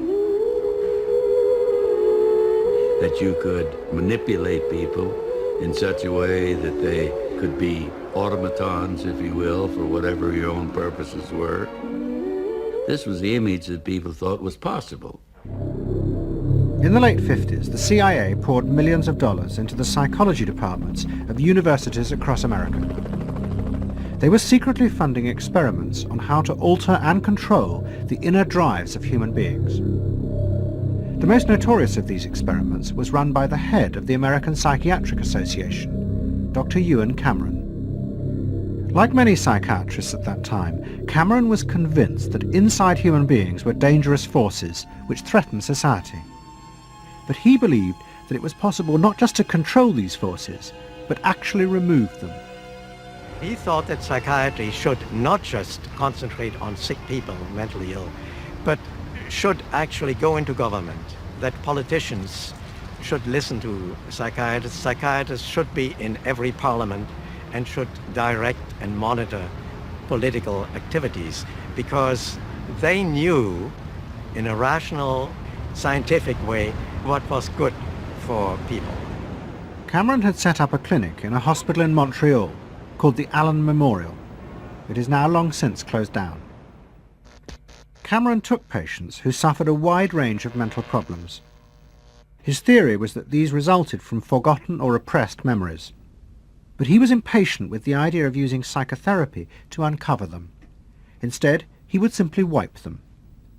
Cameron used drugs, including LSD, and the technique of ECT, electroconvulsive therapy. It was conventionally used at that time to relieve depression. But Cameron was going to use it in a new way, to produce new people. He was really using it to try and change the fundamental function of the individual, to alter their past memories, their past ways of behaving. And as I think he said at one point, it is to just sort of erase everything from their past so that you then had a slate in which you could record new ways of behavior. And so he used massive doses of shock, people receiving several shots a day, and over a course of time, hundreds of ECT treatments, so that they were just reduced to a sort of a very primitive vegetable state. I don't remember what happened to me. I was introduced to Dr. Cameron, and I don't remember Dr. Cameron at all. I don't remember any of that. They shipped me up to what they called the sleep room, and they gave me all of these electroconvulsive shock treatments and megadoses of drugs and LSD and all of that, and I have no memory of any of that. Nothing of that time of the Allen Memorial or any of my life previous to that. All gone, wiped. And then having depatterned somebody or brought them down to where basically nothing but the essential functions of the body were going on in terms of breathing and things of this nature. Then he would begin to feed material into these individuals, positive material, such that the brain would be programmed in a positive way, so that the individual would be completely altered. Then he put these tapes under our pillows called psychic driving. He would then put back into this empty brain a program of whatever sort he decided upon, and the people like myself would wake up another person, I guess. In fact, Cameron's experiments were a complete disaster. All he managed to produce were dozens of individuals with memory loss, and the ability to repeat the phrase, "I am at ease with myself." And it was not an isolated case. Almost all the experiments the CIA funded were equally unsuccessful. Despite their ambitions, American psychologists were beginning to find out how difficult it was to understand and control the inner workings of the human mind. We had been really chasing a phantom, if you will, an illusion, that the human mind was more capable of manipulation from the outside by outside factors than it is. We found out that the human being is an extremely complex thing. There were no simple solutions. But you've just got to bear in mind that these were very strange times. The psychoanalysts had come to power in America because of their theory that they knew how to control the dangerous forces inside human beings. But now the psychoanalysts were about to face a high-profile failure that would lead people to begin questioning the very basis of their ideas. It began in Hollywood. The film industry had become fascinated by psychoanalysis, and Anna Freud was a powerful influence on dozens of analysts in Los Angeles. They treated film stars, directors, and studio bosses. Anna Freud's closest friend was the most sought after of all, Ralph Greenson. And in 1960, the most famous star in the world turned to Greenson for help. Marilyn Monroe was suffering from despair and had become addicted to alcohol and drugs. Well, when I walked in to dinner, here was Marilyn Monroe. And I'd made a picture with her called All About Eve. This is dinner at Ralph Greenson's? Yes. And the only thing was that Ralph was trying to show her, Romy, I never called him Ralph in my life, Romy was trying to show her that the way a family life ought really to be. So we were walking the dog after us. I said, "What the hell are you doing here?" I said, "You never asked me to dinner." And he said, "You weren't that sick." And I said, "Oh, no." He said, "The point is just this child has no frame of reference. In other words, she doesn't know what the goal is." What Greenson did was follow Anna Freud's theory. If Marilyn Monroe could be taught to conform to what society considered a normal pattern of life, that would help her ego control her inner destructive urges. But Greenson pushed it to an extreme. He persuaded Monroe to move into a house nearby that was decorated like his own. He then took her into his own family life, and he, his wife, and his daughter played at being Monroe's own family. Greenson himself would become the model of conformity. And so this someone whom she regarded as important and whom she idealized, if he turned out to be a very gratifying father figure, her ego would benefit from that. That was the theory. His wife and children, everyone was involved in it. They were strengthening the person. They were strengthening the mind. They were strengthening the agent that controls inner life against adversity, against insufficiency, against too much frustration. So that Marilyn Monroe would no longer be a helpless person looking for love. She'd have enough love. But despite all his efforts, Greenson was unable to help Marilyn Monroe. On August the 5th, 1962, she committed suicide in her house. The suicide shocked many in the analytic community, including Anna Freud. And high-profile figures in American life, who had previously been enthusiasts for psychoanalysis, now began to question why psychoanalysis had become so powerful in America. Was it really because it benefited individuals? Or had it in fact become a form of constraint in the interests of social order? The critics included Monroe's ex-husband, Arthur Miller. My argument with so much psychoanalysis is the preconception that suffering is a mistake, or a sign of weakness, or a sign even of illness, when in fact, possibly the greatest truths we know have come out of people's suffering. That the problem is not to undo suffering or to wipe it off the face of the earth, but to make it inform our lives, instead of trying to cure ourselves of it constantly and avoid it, and avoid anything but that lobotomized sense of what they call happiness.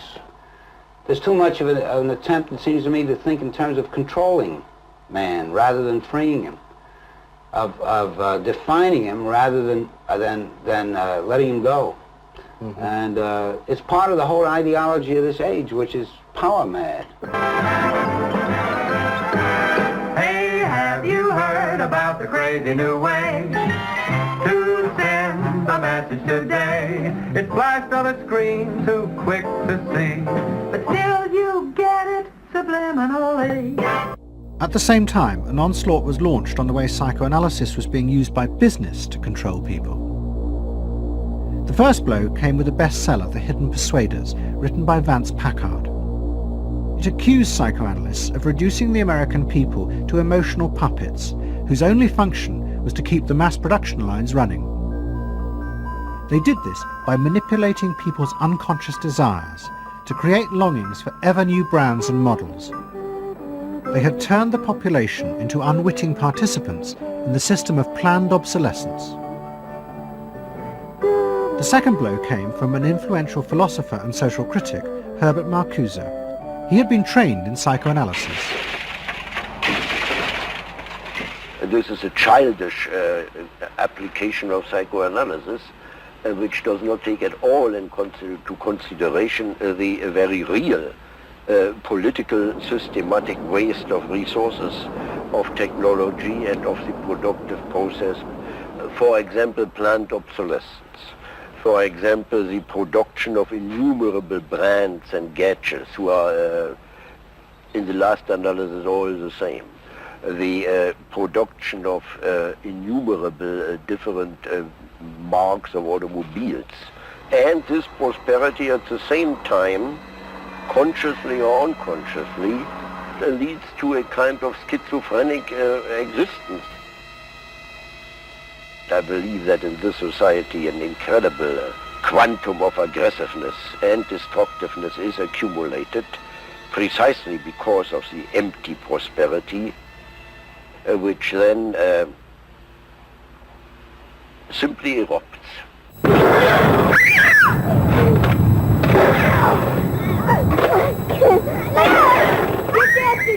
Marcuse's argument was not simply that psychoanalysis had been used for corrupt purposes.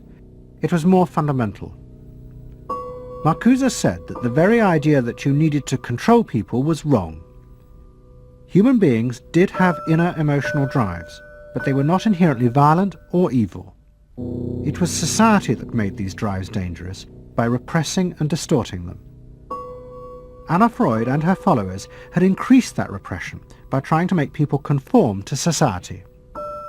In so doing, they made people more dangerous, not less. Marcuse challenged that social world, and he said that's a world that should not be adapted to. And in fact, what the individual was adapting to was corrupt and evil and corrupting. In other words, he switched the source of evil from inward conflict to the society itself. That the sickness of society lay at the societal level, not at the sickness of human beings in it. And if people did not challenge that, then they were, in fact, submitting to evil. Modern psychology has a word that is probably used more than any other word in psychology. It is the word maladjusted. It is the ringing cry of modern child psychology, maladjusted. Now, of course, we all want to live the well-adjusted life in order to avoid neurotic and schizophrenic personalities. But as I move toward my conclusion, I would like to say to you today, in a very honest manner, that there are some things in our society and some things in our world for which I'm proud to be maladjusted. And I call upon all men of goodwill to be maladjusted to these things until the good society is realized. I must honestly say to you that I never intend to adjust myself to racial segregation and discrimination. I never intend to adjust myself to religious bigotry. I never intend to adjust myself to economic conditions that will take necessities from the many to give luxuries to the few and leave millions of God's children smothering in an airtight cage of poverty in the midst of an affluent society. The political influence of the Freudian psychoanalysts was over. Instead, they were now accused of having helped to create a repressive form of social control. Anna Freud and Dorothy Burlingham lived on in Sigmund Freud's old house in London. In 1970, Dorothy's son Bob died of alcoholism. And in 1973, his sister Mabby returned for yet more analysis with Anna Freud. She went back for more analysis. She was living at 20 Marisville Gardens in the Freud house, as I guess she did when she wasn't with her husband, and she committed suicide. She took an overdose of sleeping pills. In Freud's own house? In Freud's own house, right.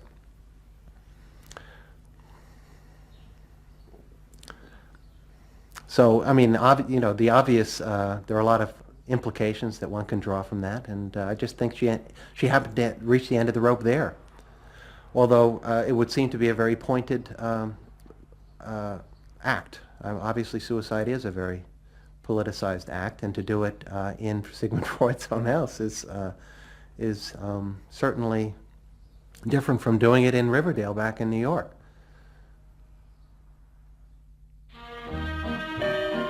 Next week's episode will tell the story of the rise to power of the enemies of the Freud family. They believed that the way to build a better society was to let the self free. But what they didn't realize was that this idea of liberation would provide business and politics with yet another way to control the self, by feeding its infinite desires. You know not what it means to be blue. Someday you'll realize and pay for all those lies, then you'll know what it means to be blue.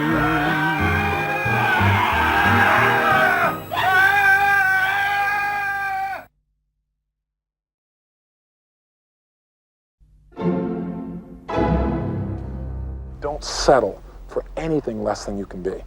Make your life a masterpiece. This is a series about how Sigmund Freud's ideas about the unconscious mind have been used by those in power to control the masses in an age of democracy. Last week's episode showed how Freud's ideas spread throughout America in the 1950s. They were promoted by his daughter Anna and by Freud's nephew Edward Bernays, who invented public relations. He brought Freud's theories into the heart of advertising and marketing. A man like you, I mean, with a car like this. What they both believed was that underneath all human beings was a hidden, irrational self, which needed to be controlled, both for the good of individuals and the stability of society. But the Freuds were about to be toppled from power by opponents who said they were wrong about human nature. The inner self did not need to be repressed and controlled. It should be encouraged to express itself.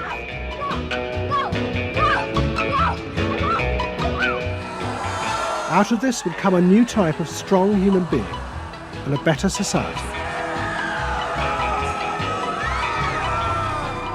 But what in fact emerged from this revolution was the very opposite. An isolated, vulnerable, and above all greedy self, far more open to manipulation by both business and politics than anything that had gone before. Those in power would now control the self, not by repressing it, but by feeding its infinite desires.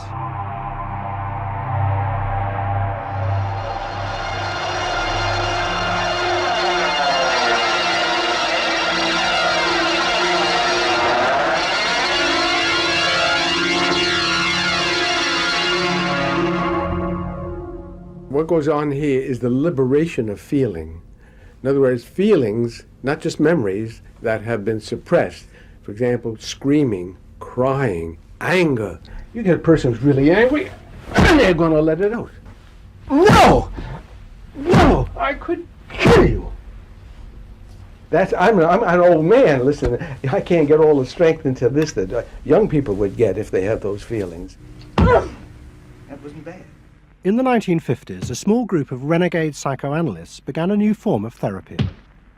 They worked in small rooms in New York City and encouraged their patients to express their feelings openly. I want help. I do. I want help. It was a direct attack on the ideas of the Freudian psychoanalysts, who had become rich and powerful, teaching Americans how to control their feelings. In Freud's work, you see, they were afraid of the feelings. They believed that what they wanted was contained people, very proper, doing the right thing and living a proper life. That's what they wanted. But not an intense emotional life. Freud wasn't emotional himself. I mean, he's an intellect, Freud.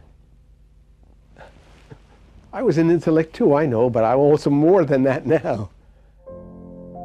The leader of this group was a man hated by Freud and his family. He was called Wilhelm Reich. Reich lived an isolated life in a house he had built for himself in remote mountains near the Canadian border. Reich originally had been a devoted disciple of Freud's in Vienna in the 1920s. But he had challenged Freud over the fundamental basis of psychoanalysis. Freud argued that at heart, human beings were still driven by primitive animal instincts. The job of society was to repress and control these dangerous forces. Reich believed the complete opposite. The unconscious forces inside the human mind, he said, were good. It was their repression by society that distorted them. That was what made people dangerous. Reich and Freud had two fundamentally differing views about what was essential human nature. At its core, Freud saw an uncontrolled, violent, warlike, raging inferno of emotions. Reich said these things are not the way human beings are originally destined to be. They're the result of not permitting the original impulse to express itself. The underlying natural impulse, Reich argued, was the libido, sexual energy. If this were released, then human beings would flourish. But this idea brought him into direct conflict not only with Sigmund Freud, but Freud's daughter Anna, who believed that the sexual forces in humans were dangerous if not controlled. My father thought that you should liberate the libido and have freedom. And he developed a theory rather early that neuroses were due to lack of good orgasm, or any orgasm. And that was, Anna Freud, you know, was a virgin. I mean, this is very important because she never had a sexual relation with a man. And here was this man preaching that the way to health was through orgasm. And here was this woman who had been analyzed by her father because she was masturbating. So here's this woman who's opposed to sexuality, really, and here's this man who's preaching sexual freedom. I mean, there was bound to be a clash, wasn't there? The conflict came to a head at a conference in 1934 in Switzerland. Anna Freud, who had by now become the acknowledged leader of the psychoanalytic movement, forced Wilhelm Reich out. She destroyed his career. She got rid of him, very definitely. And I guess part of what I'm doing is getting rid of her. Explain. Well, I think that Anna Freud shouldn't get away with what she did, that it should be known. Maneuvering to get him kicked out of the International Psychoanalytic Association. So you're taking revenge? You might say so, right? Or wronging a right. No, righting a wrong. You better cut that one out. Isn't that called a Freudian slip? Yes, it is. Reich fled to the United States and built his home and a laboratory. His ideas became grandiose to the point of madness. He was convinced that he had discovered the source of libidinal energy. He called it orgone energy, and Reich built a giant gun, which he said could capture this energy from the atmosphere and concentrate it onto clouds to produce rain. He also said that the gun could be used to destroy UFOs, which threatened the future of the world. In 1956, Reich was arrested by the federal authorities for selling a device that he said used orgone energy to cure cancer. Reich was treated as a madman. He was imprisoned, and all his books and papers burnt on the order of the court. A year later, Reich died in prison. To the Freudians, it seemed as if their main threat had been removed forever. But they were wrong. What the Freudians didn't realize was that their influence in American society was also about to be challenged, and in a way that would lead not only to their decline, but to the dramatic resurgence of Reich's ideas in America and throughout the capitalist world.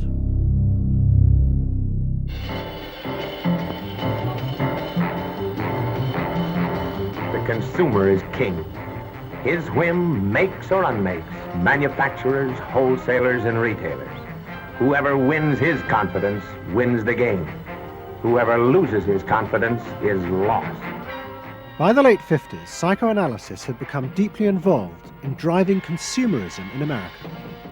Most advertising companies employed psychoanalysts, and as last week's episode showed, they had created new ways to understand consumers' motives, above all with the focus group, in which consumers free associated their feelings about products. Out of this came new ways to market products by appealing to the hidden, unconscious desires of the consumer. Neutral stimulus. Memorability. Sheer deception. Great. Tilt-away steering wheel. Irresistible. A dream saying the mistress. Something intimate is going on. But in the early 60s, a new generation emerged who attacked this. They accused American business of using psychological techniques to manipulate people's feelings and turn them into ideal consumers. Advertising was manipulation. It was a way to get you to do something that didn't come out of you. It came out of somebody else. Somebody else said, this year you should be wearing powder pink shirts with matching powder pink buck shoes. And I said, why? That's not who I am. That's who somebody else is. They wanted you to be somebody who would buy their stuff. This whole feeling of being somebody else's tool. I don't want to be that. I don't want to be somebody else's man. I want to be me.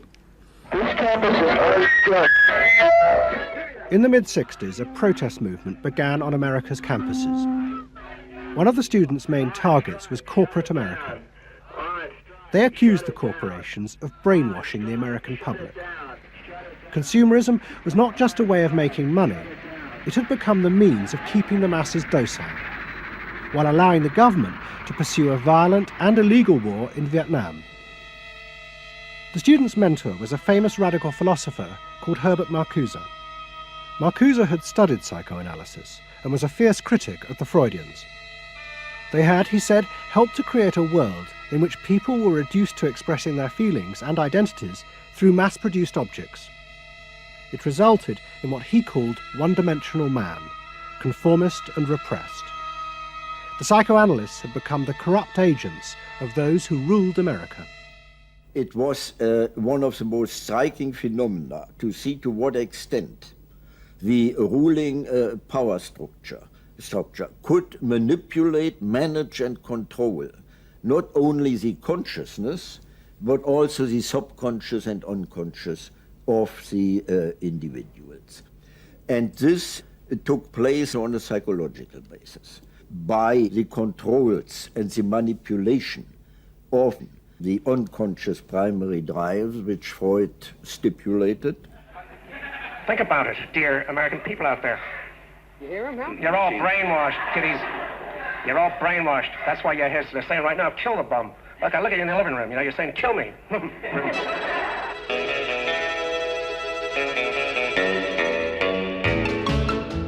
Following the logic of Marcuse's argument, the new student left set out to attack this system of social control.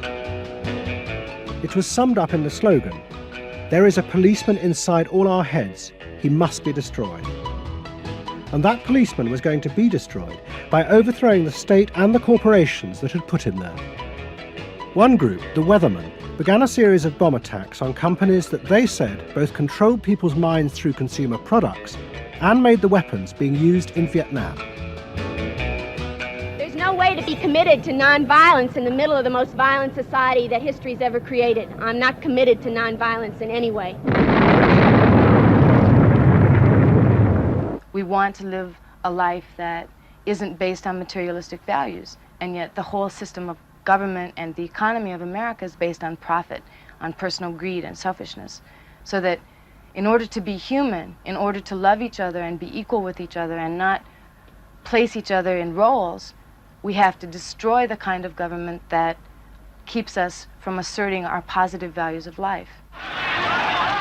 But the American state fought back violently. At the Democratic Convention in Chicago in 1968, the police and the National Guard were unleashed to attack thousands of demonstrators. It was the start of a phase of ruthless repression of the New Left in America. It culminated in the killing of 4 students at Kent State University 18 months later. In the face of this, the left began to fall apart. We had met the force of the state. It was much bigger and stronger and more powerful than we realized. And at that point, what seemed to happen was that there was a change in tactics. Confronted by this violent repression, many in the New Left began to turn to a new idea. If it was impossible to get the policeman out of one's head by overthrowing the state, instead one should find a way of getting inside one's own mind and removing the controls implanted there by the state and the corporations. Out of this would come a new self, and thus a new society.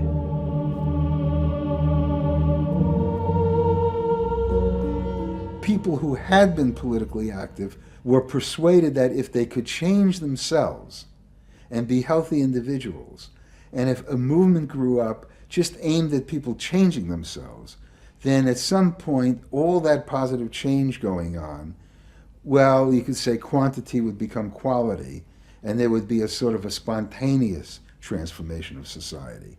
But political activism was not required. It's about making a new you, that if enough people changed the way they were, that the society would change. So the personal became political? Yes, the personal became political. Without changing the personal, you didn't stand a chance of changing the political.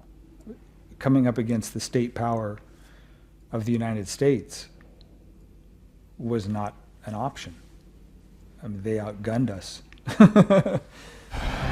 And to produce the new self, they turned to the ideas and techniques of Wilhelm Reich. Since his death, a small group of psychotherapists have been developing techniques based on Reich's ideas. Their aim was to invent ways that would allow individuals to free themselves from the controls implanted in their minds by society. Their center was a tiny old motel on the remote coast of California. It was called the Esalen Institute. The dominant figure at Esalen was a psychoanalyst called Fritz Perls. Perls had been trained by Reich and had developed a form of group encounter in which he pushed individuals to publicly express the feelings inside them that society had said were dangerous and should be repressed. It's a basic fear of that thing inside me, like a little demon in there. It doesn't come out very often. It's really hard to get it out. Now put the thing inside you on that chair and talk to it. Perls used to call this getting on the hot seat in front of a group. If this were the hot seat and you were Perls, and you would guide me into this process of self-enactment, self-revelation, of staying present to all the parts of yourself and noticing it, and then taking ownership of this. As the demon? Yeah. Yes, I can come out. I can come right out of him, and I can push him aside. And you, say you. I can push you aside. Yeah. Be the demon with each one of us. I can make you all cry. I can make you all feel terrible. Maybe even forever. I can make the mouth, this mouth here, do things and say things. I can almost destroy anyone, each one of you, if I get out. There isn't one of you that I would spare. Not even you. Yeah. How do you feel now? I feel better. I mean, I feel very honest. Yeah. And you notice the increase of power. In other words, taking ownership of who you are and how you act and how you feel, your whole being in the world. In other words, giving you autonomy, owning your freedom. I'm frightening. When I have my power, I am frightening. See, I frighten you with my power. I frighten you with my power. Now, where do you feel your power? In your hands? In your muscles? Where else? Wake up! I want you to do for me, God damn you! Okay. Stop it. You. It was not phony movement. That's what I wanted to do, and I did it. What Pearls and others working at Esalen believed was that they were creating ways that allowed individuals to express their true inner selves. I want them to applaud for me. Out of this, they believed, would come new autonomous beings free of social conditioning. To the left, defeated in the wake of Chicago, it was an enormously attractive idea. These techniques could be used to unleash a new, powerful self, strong enough to overthrow the old order.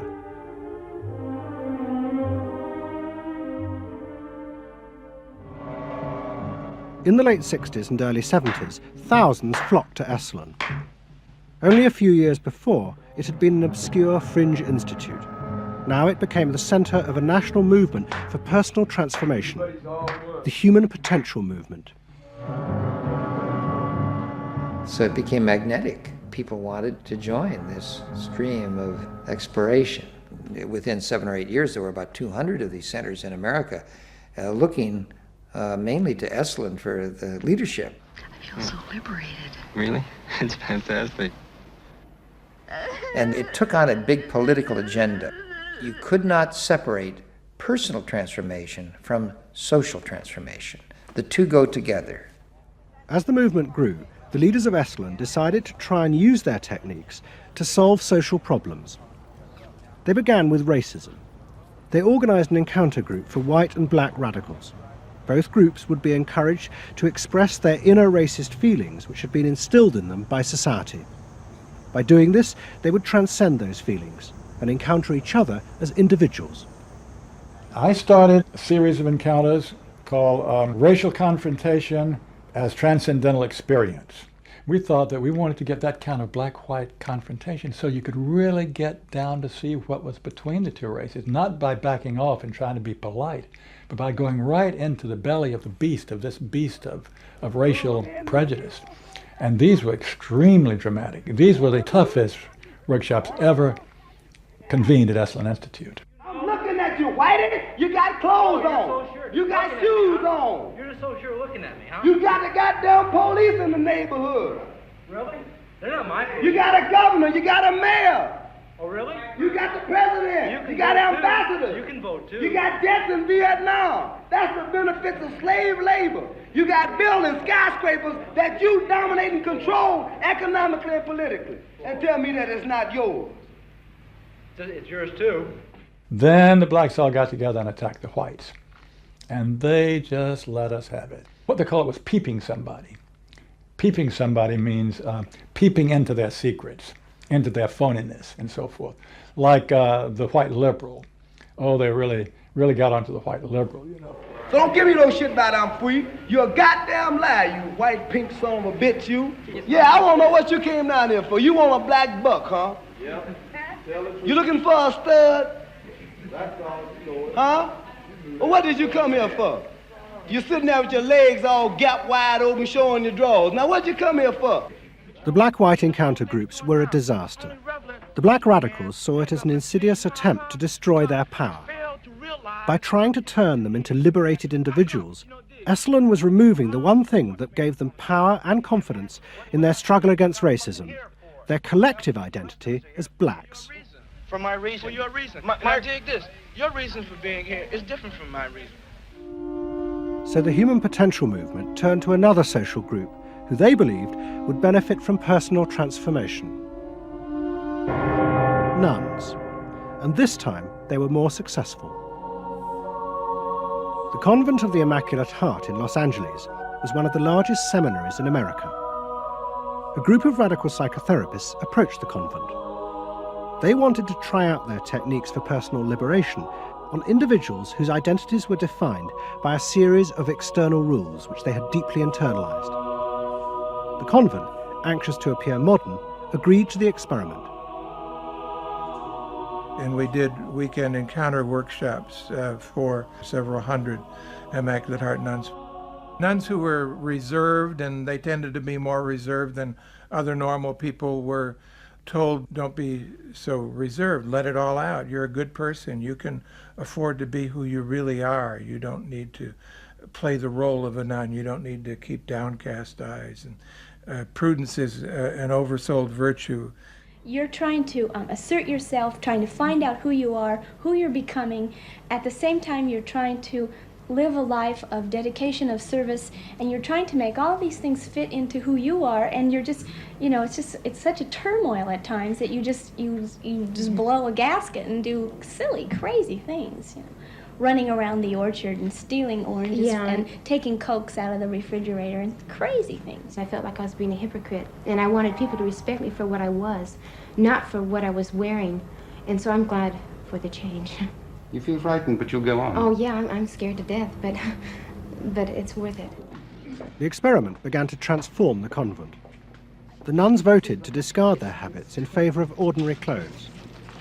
But the psychotherapists found they had awoken other forces. Solid.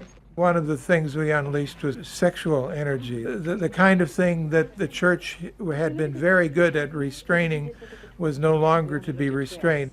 One sister who was a member of the community, she got the idea that she could be freer than she had been before, and she seduced one of her classmates and then seduced the mistress of novices, who was an older woman, very reserved, and her program of freeing this older woman was sexual. She drove her to the store, and when they drove back and drove into the garage, she leaned over and gave her a big kiss on the lips, and thereafter, sister, who had perhaps never been kissed before, was ready for more. The effect of the experiment on the convent was cataclysmic. Within a year, 300 nuns, more than half the convent, petitioned the Vatican to be released from their vows, and 6 months later, the convent closed its doors. All that was left was a small group of nuns, but they had become radical lesbian nuns. The rest gave up the religious life. They gave up being nuns? They did, yeah, they became persons. By the late 60s, the idea of self-exploration was spreading rapidly in America. Encounter groups became the center of what was seen as a radical alternative culture based on the development of the self, free of a corrupt capitalist culture. We just want the freedom to be ourselves, and that's for love, for experience, positive way of life. We don't say that you're wrong. We just want to be free to be what we want to be, or what we find ourselves to be, as we continue to search ourselves. And it was beginning to have a serious effect on corporate America, because these new selves were not behaving as predictable consumers. The life insurance industry in particular was concerned that fewer and fewer college students were buying life insurance when they left university. They asked Daniel Yankelovich, America's leading market researcher, to investigate. He had studied psychoanalysis. The life insurance business, more than any other business at the time, was built on the Protestant ethic. You only bought life insurance if you were a person who sacrificed for the future. If you lived in the present, you had no need for life insurance. So they had some sense that maybe the sort of core values of the Protestant ethic were being challenged by some of these new values that were beginning to appear. And I was really astonished at what I found. The conventional interpretation, the dominant interpretation, was that it had to do with political radicalism. But, it was clear to us that that was a mask, a cover. The core of it had to do with self-expressiveness. that this preoccupation with the self and the inner self, that was what was so important to people. The ability to be self-expressive. Wow, what a feeling! 300 miles to go. What out of sight. Yankelovich began to track the growth and behaviour of these new expressive selves.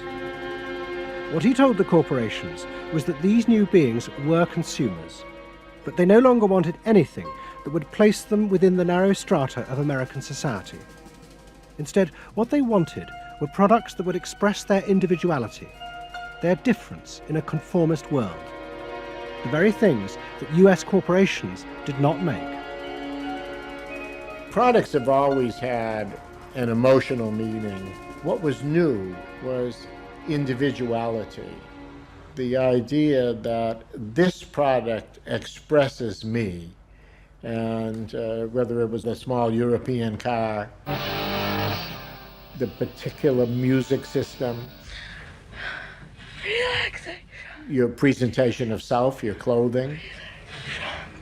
For immediate energy from our muscles and relaxing.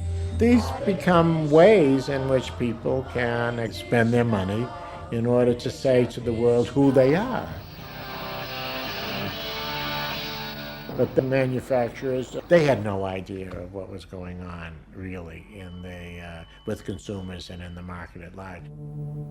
Major advertising companies set up what they called operating groups to try and work out how to appeal to these new individuals. The head of one agency sent a memo to all staff. We must conform, he told them, to the new nonconformists. We must listen to the music of Bobby Dylan and go to the theatre more. But the problem was, few of the self-expressive individuals would take part in focus groups. The advertisers were left to their own devices. There's a new cereal that tastes so right. Makes you dance, it's a way out of sight. It's tasty little squares of malted wheat. It's crispy and it's crunchy and it tastes so neat. Faster though. That's what I'm saying. Use a folk rock with more rock than folk. And there was an even more serious problem.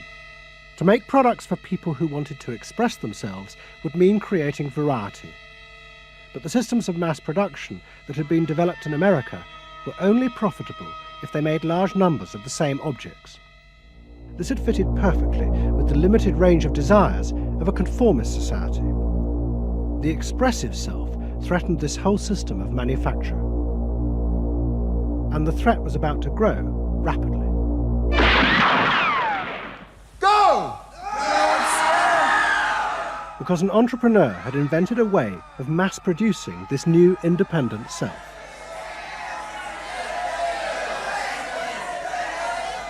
He was called Werner Erhard. Some of the stuff that we traditionally think of as being in your mind is actually in the world, because you're moving to that too. Erhard had invented a system called EST, Erhard Seminar Training. Hundreds of people came for weekend sessions to be taught how to be themselves. And EST was soon copied by other groups, like Exegesis in Britain. Many of Erhard's techniques came from the human potential movement, but he criticised the movement for not having gone far enough. Their idea that there was a central core inside all human beings was, he said, just another limitation on human freedom. In reality, there was no fixed self, which meant that you could be anything that you wanted to be. The thesis of the human potential movement was that there was something really good down in there. And if you took these layers off, what you were going to wind up with was a kernel, a something that was innately self-expressive, that was the true self, that was going to be a wonderful thing. In actuality, you found people who'd gone to the last layer and took off the last layer and found that what was left was nothing. All right, push! Move! Do it! The EST sessions were intense and often brutal. The participants signed contracts agreeing not to leave and to allow the trainers to do anything they thought necessary to break down their socially constructed identities. You're gonna get sandwiched in there. Go for a win! If I push harder than you do, I'm gonna squash you. So you better push fast. Now, hard, do it! That's it, do it again! Push, good, good, good!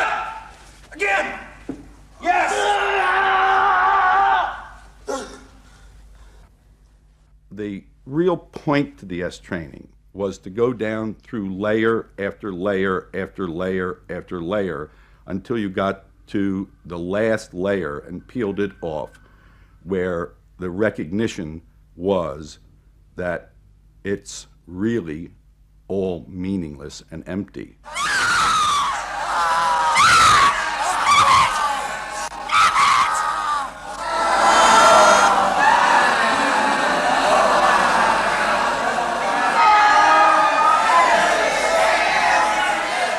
Now, that's existentialism's endpoint.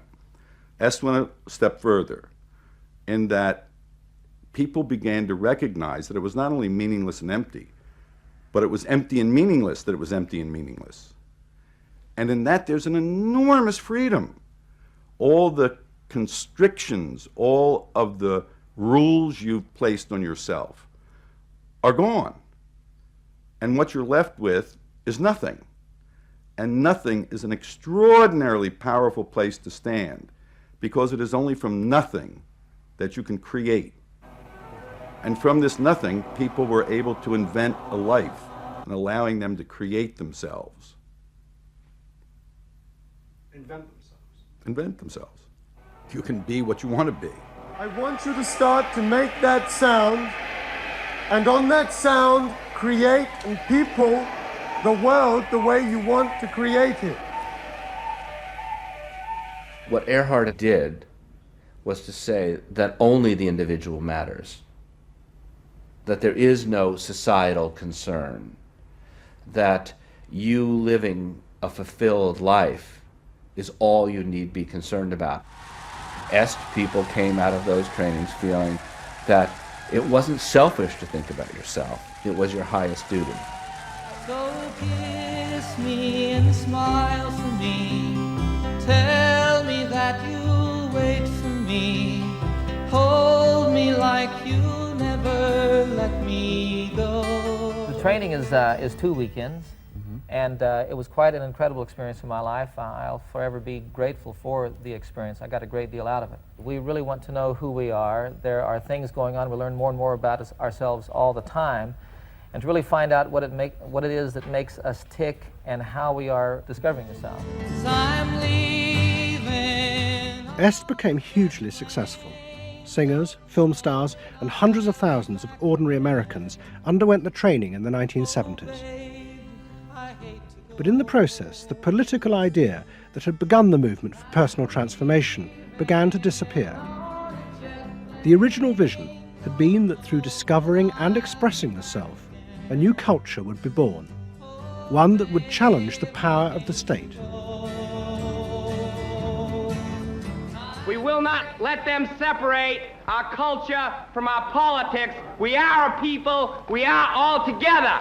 But what was now emerging was the idea that people could be happy simply within themselves, and that changing society was irrelevant. One of the proponents of this was Jerry Rubin. In 1968, Rubin, as leader of the Yippies, had led the march on Chicago, but now he had undergone S training.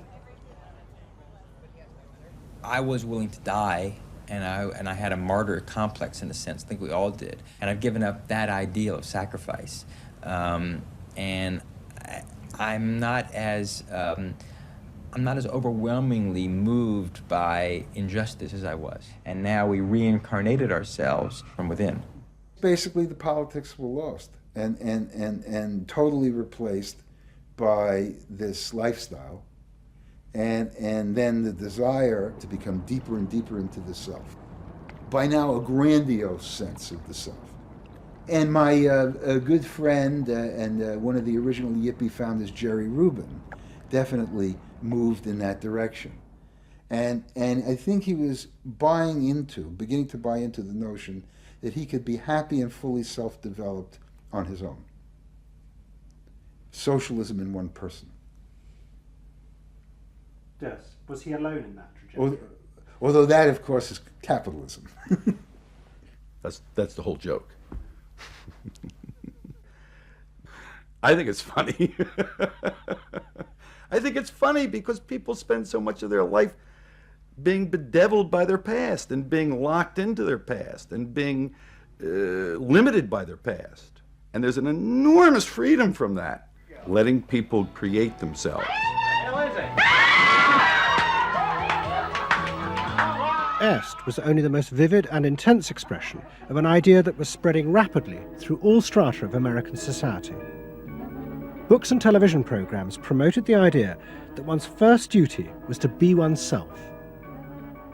And those monitoring this shift were astonished at the speed with which the idea was spreading.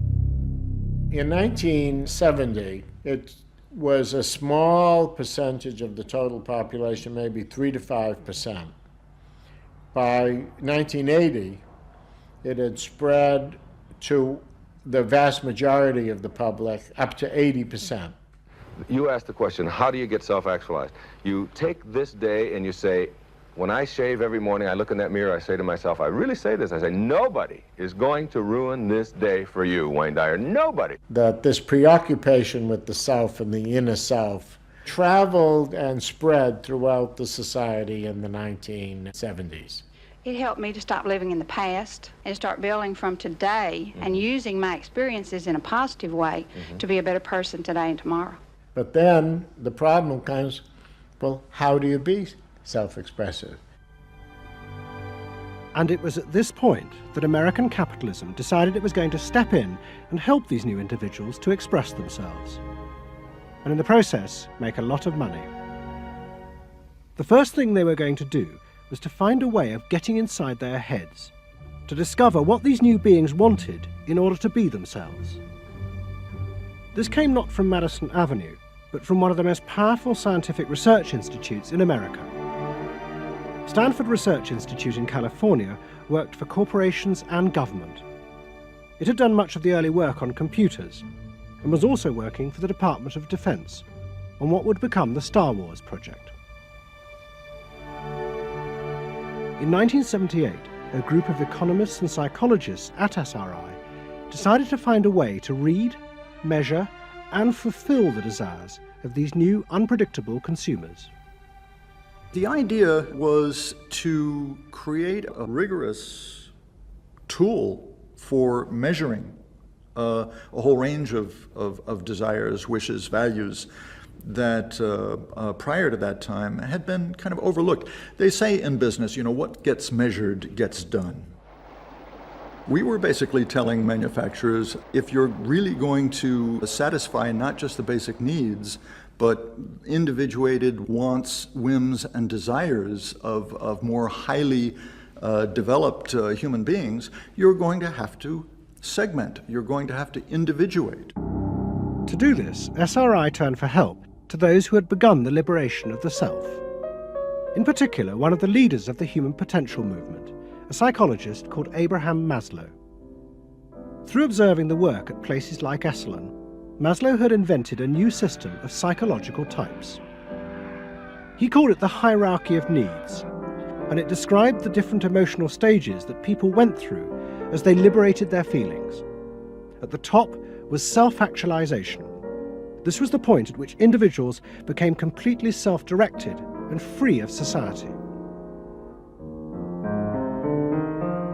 The team at SRI thought that Maslow's hierarchy might form the basis for a new way to categorize society, not by social class, but by different psychological desires and drives. To test this, they designed a huge questionnaire with hundreds of questions about how people saw themselves, their inner values. The questions were designed to see whether people fitted into Maslow's categories. We were trying to find out what people really felt like. So we asked these really penetrating questions, and we hired a company that administers surveys, to do them.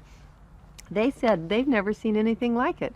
Usually you have to send out a postcard 6 weeks and then another postcard, and then you got to call the people up, to get the return rates up. We had an 86% return, and they only sent out one postcard. People loved filling out this questionnaire. We got several questionnaires back with a note attached saying, do you have any other questionnaires I could fill out? Because we were asking people to think about things that they had never thought about before, and they liked thinking about them. Like you know? what? Like what they felt inside? Yeah, like what they felt inside. What motivated them? What was their life about? What was important to them? It was sort of like, wow. The answers were then analysed by computer. It revealed that there were underlying patterns in the way people felt about themselves, which fitted Maslow's categories.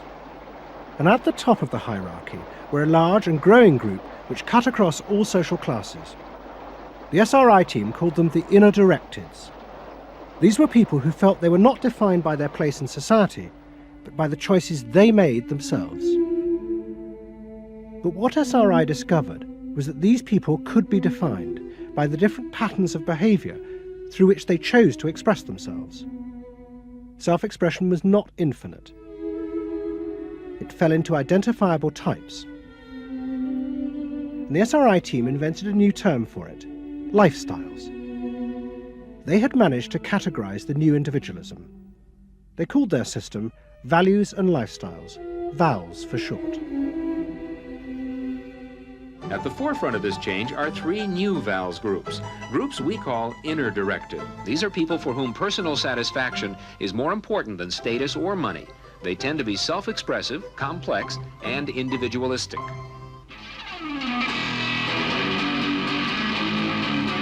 Rob is an I am me. I am me's are searching for new values, breaking away from traditions and inventing their own standards. Rob even invented his own name, Rob Noxious.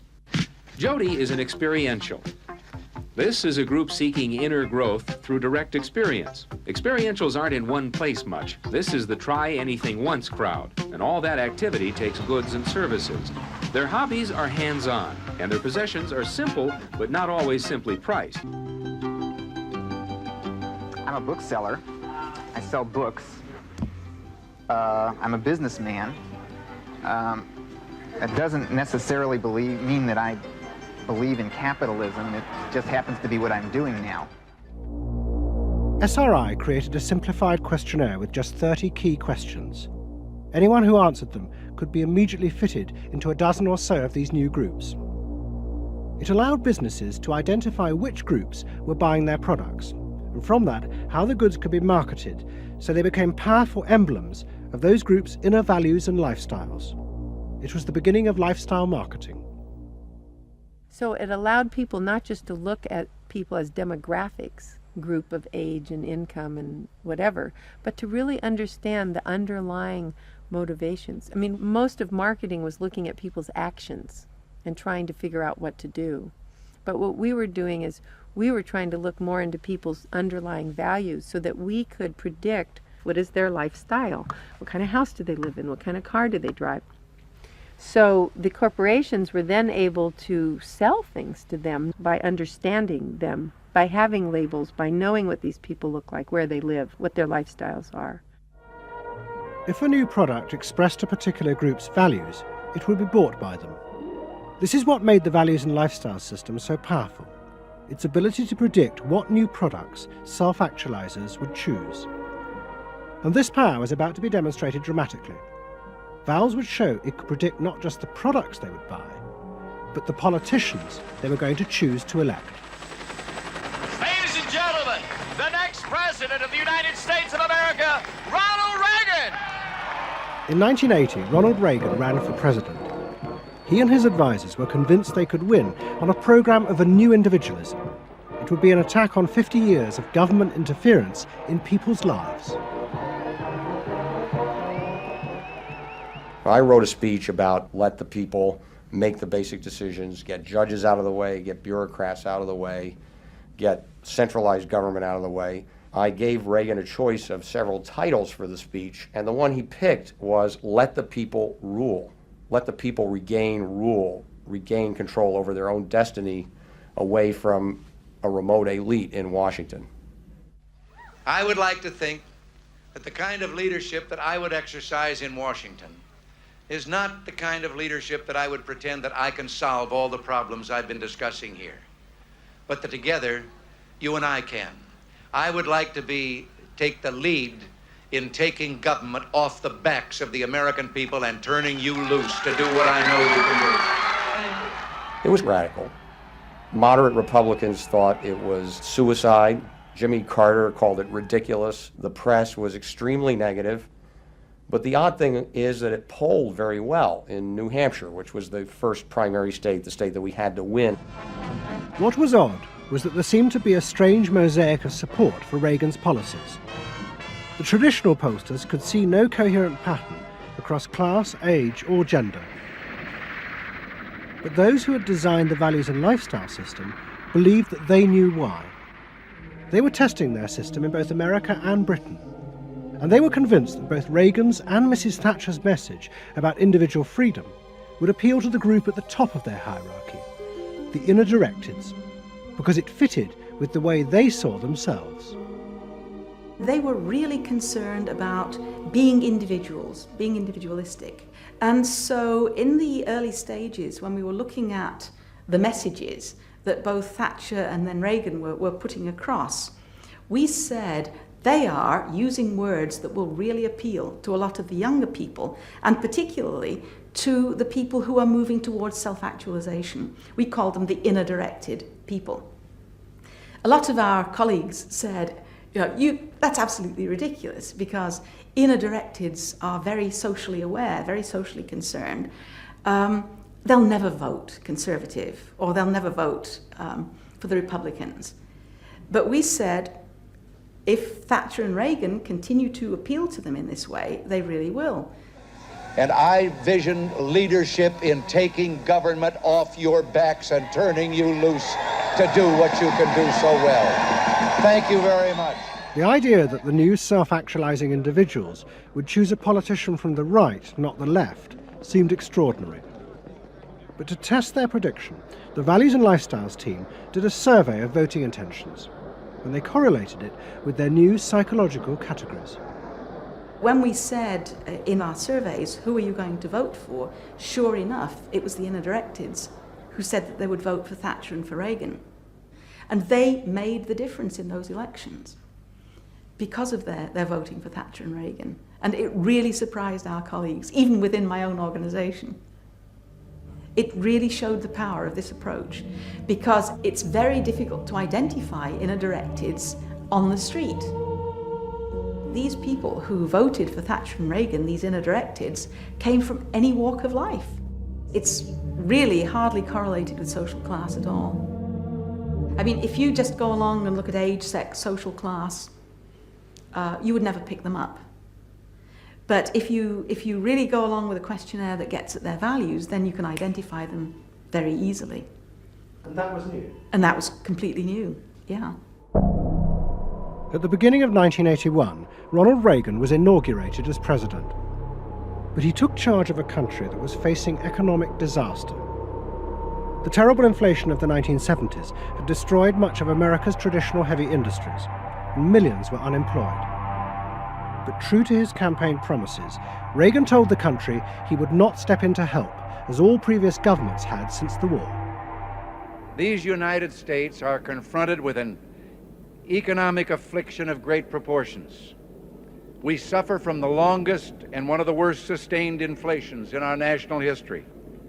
Idle industries have cast workers into unemployment, human misery, and personal indignity.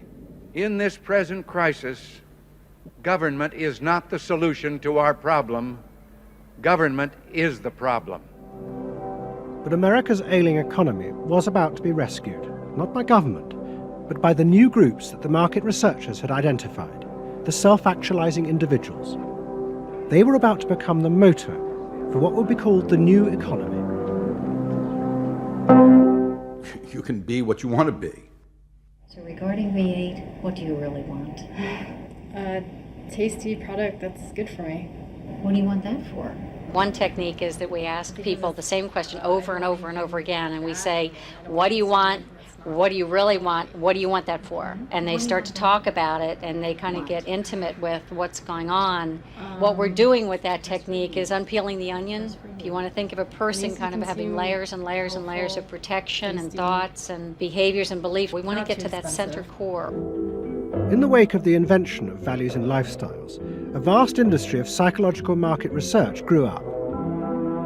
And the old technique of the focus group, invented by the Freudian psychoanalysts in the 50s, was used in a new and powerful way. The original aim of the focus group had been to find ways to entice people to buy a limited range of mass-produced goods. But now focus groups were used in a different way to explore the inner feelings of lifestyle groups, and out of that invent whole new ranges of products, which would allow those groups to express what they felt was their individuality. And the generation who had once rebelled against the conformity imposed by consumerism now embraced it, because it helped them to be themselves.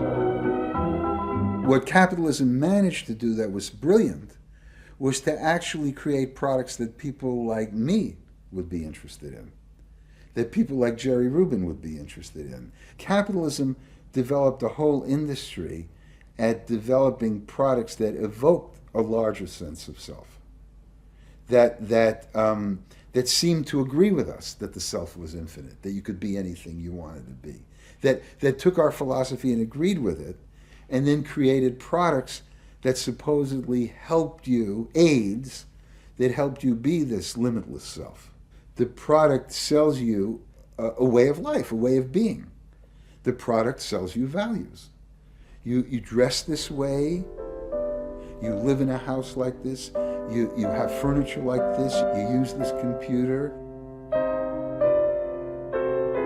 Do you have the regular jeans or? Oh, Gloria Vanderbilt does a lot in denim, in silks, and in cotton. You eat in these restaurants, there are values there, hipness, coolness. This is not, I repeat, not a marketing scheme. So the notion that you could buy an identity replaced the original movement notion that you were perfectly free to create an identity. And you were perfectly free to change the world and make the world anything you wanted it to be. Well, what I wear is a statement. And this vast range of new desires fitted perfectly with changes in industrial production. Computers now allowed manufacturers to economically produce short runs of consumer goods. The old restrictions of mass production disappeared, as did the worry that had bedeviled corporate America ever since mass production had been invented, that they would produce too many goods. With the new self, consumer desire seemed to have no limit. In the United States, the concern of companies was always that supply would outstrip demand, that we were producing too much, and that there was not a market for it. You don't hear that kind of talk anymore, because you've gone from a conception of a market of limited needs, and if you fill them, they're filled, to a market of unlimited, ever-changing needs dominated by self-expressiveness that products and services can satisfy in an endless variety of ways, and ways that change all the time. And consequently, economies have unlimited horizons. Out of this explosion of desire came what seemed a never-ending consumer boom that regenerated the American economy. The original idea had been that the liberation of the self would create new kinds of people, free of social constraint. That radical change had happened, but while the new beings felt liberated, they had become increasingly dependent for their identity on business. The corporations had realized that it was in their interests to encourage people to feel that they were unique individuals and then offer them ways to express that individuality. A world in which people felt they were rebelling against conformity was not a threat to business, but its greatest opportunity.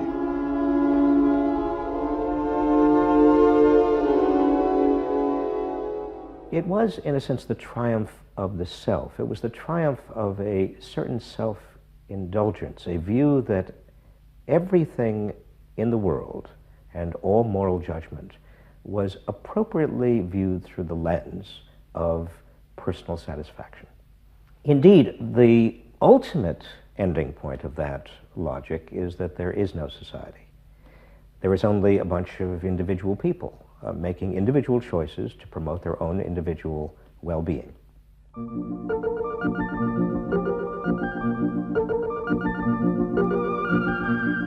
Next week's episode tells the story of how politicians on the left, in both Britain and America, turned to the techniques developed by business in order to regain power. But what they didn't realize is that what had worked for business would undermine the very basis of their political beliefs. They would find themselves trapped by the greedy desires of the new self.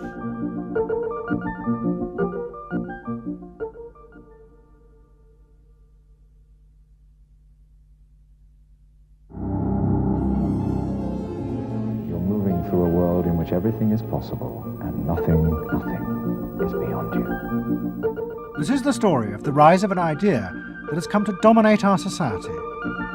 It is the belief that the satisfaction of individual feelings and desires is our highest priority. Today we're going to tell you how to get whatever you want. I wanted to live a different life that wasn't available to me in the image I was born. I am here, look at me, notice me. Previous episodes have shown how this rise of the self was fostered and promoted by business. They had used the ideas of Sigmund Freud to develop techniques to read the inner desires of individuals and then fulfill them with products. This final episode is about how that idea took over politics. It tells the story of how politicians on the left, in both America and Britain, turned to these techniques to regain power. They believed that they were creating a new and better form of democracy, one that truly responded to the inner feelings of individuals. But what the politicians didn't realize was that the aim of those who had originally created these techniques had not been to liberate the people, but to develop a new way of controlling them in an age of mass democracy.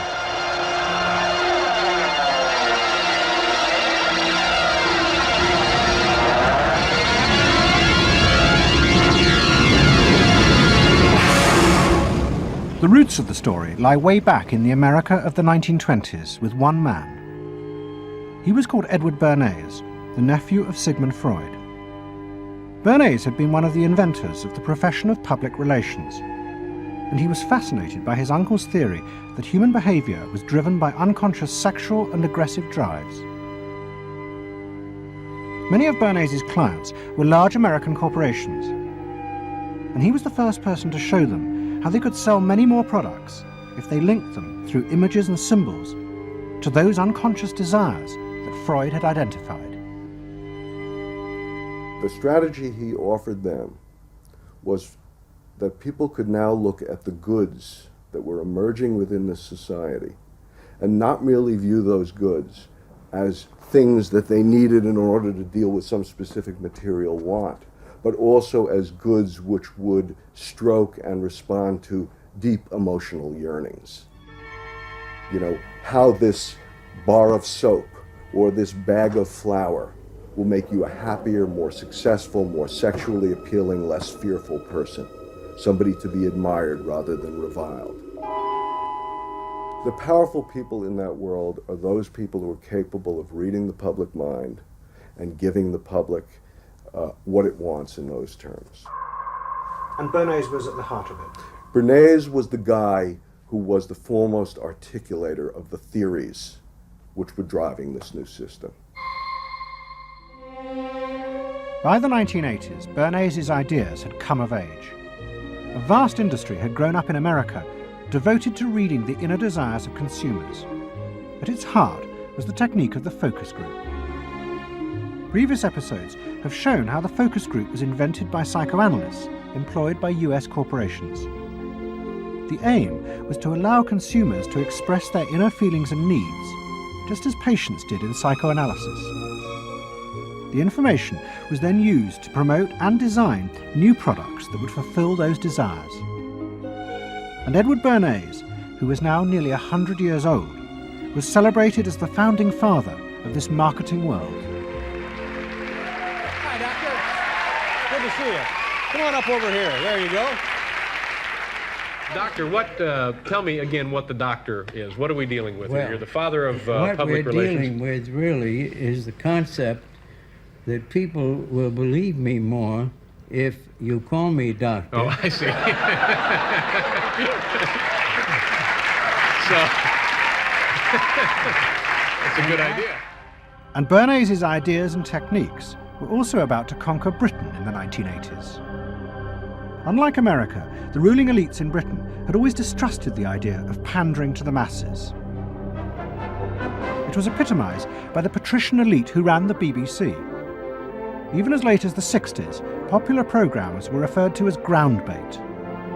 Their real job was to lure the viewers into watching the more serious programmes the elite knew was good for them. And market research reflected this attitude. Individuals were observed and classified by market researchers according to their social class, from A through C2, D and E.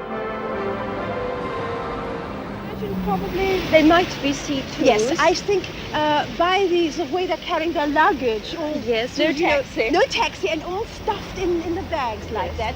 I think the lady possibly sets her own hair, which is always an indication. Yes. The children are nicely dressed. Yes, they are. Probably a skilled worker. A skilled, yes, a skilled worker. I would say so. Yes, I would say so. Who served an apprenticeship or done some qualifying time. We agree then. Yes, we think C2. We think so. Yes. When people were asked their opinion about both products and politics, they were selected by social class and asked only strictly factual questions about what they thought. Leaving your own party sympathies on one side, who do you think will win this forthcoming election? Labour. Labour. And tell me which you prefer. Which party do you think you'll be voting for? This time, Liberals. You'll be voting for the Liberals. And who do you think will be second? Conservative. This one. Okay. The idea that one might ask people what they themselves felt and desired, and then give it to them, was seen as alien to the ruling elites, which would challenge their belief that they knew what was best for the public. There's evidence in other countries, in the United States for example, where pollsters have been used before elections to interpret the mood of the public, and then you give people more what they want to have and less what they ought to have. But again, this could be alleged to be more democratic, I don't know. It's very dangerous ground, I think, though, when polls are used in that way.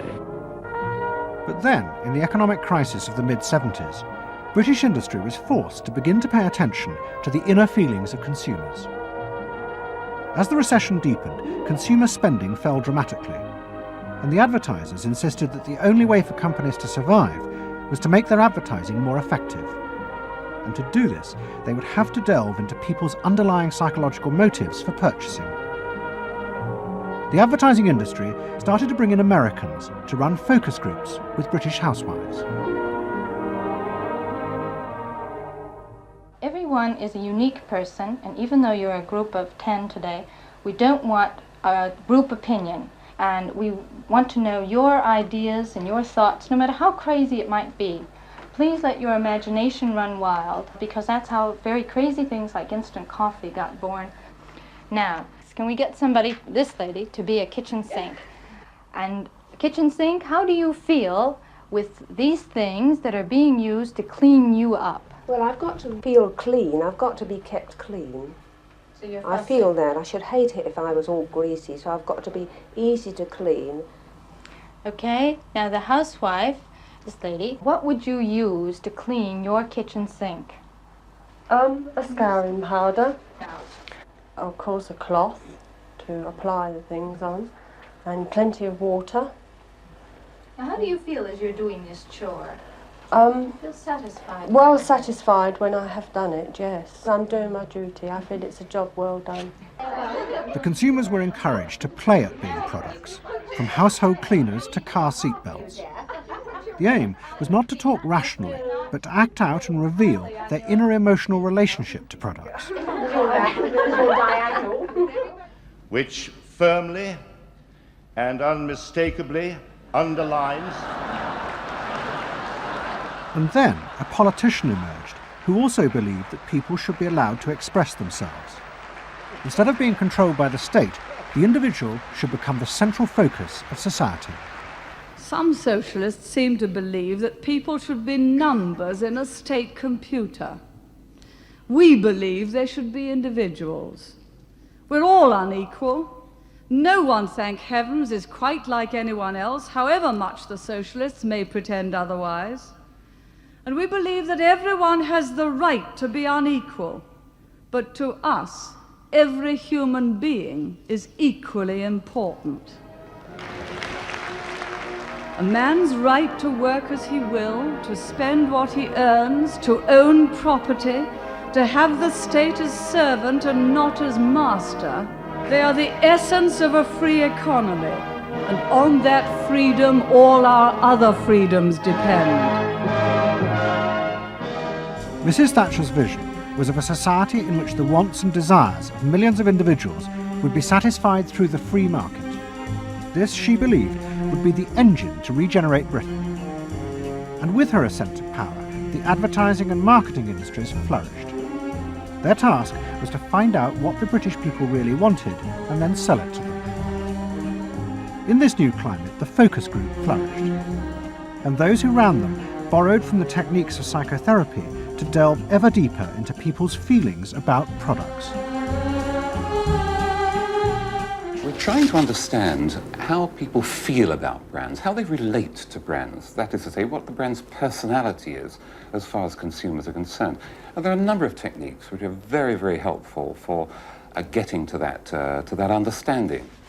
The consumer is given crayons to doodle, to express their feelings, to go inside their own head, pull out their feelings and somehow get them onto paper. And these are ordinary drinkers expressing their feelings about drinking Guinness. Here you see a rich, very female aspect of Guinness. So if you were describing a woman who somehow to you had that character, what sort of person is it? Paula Yates, who used to lay in bed, surrounded with magazines and chocolates like a 50s starlet. Out of this research, the marketeers began to detect a new individualism. In particular, among those who had voted Conservative for the first time in 1979. They no longer wanted to be seen as part of social classes, but to express themselves. And crucial to this were the products they chose to buy.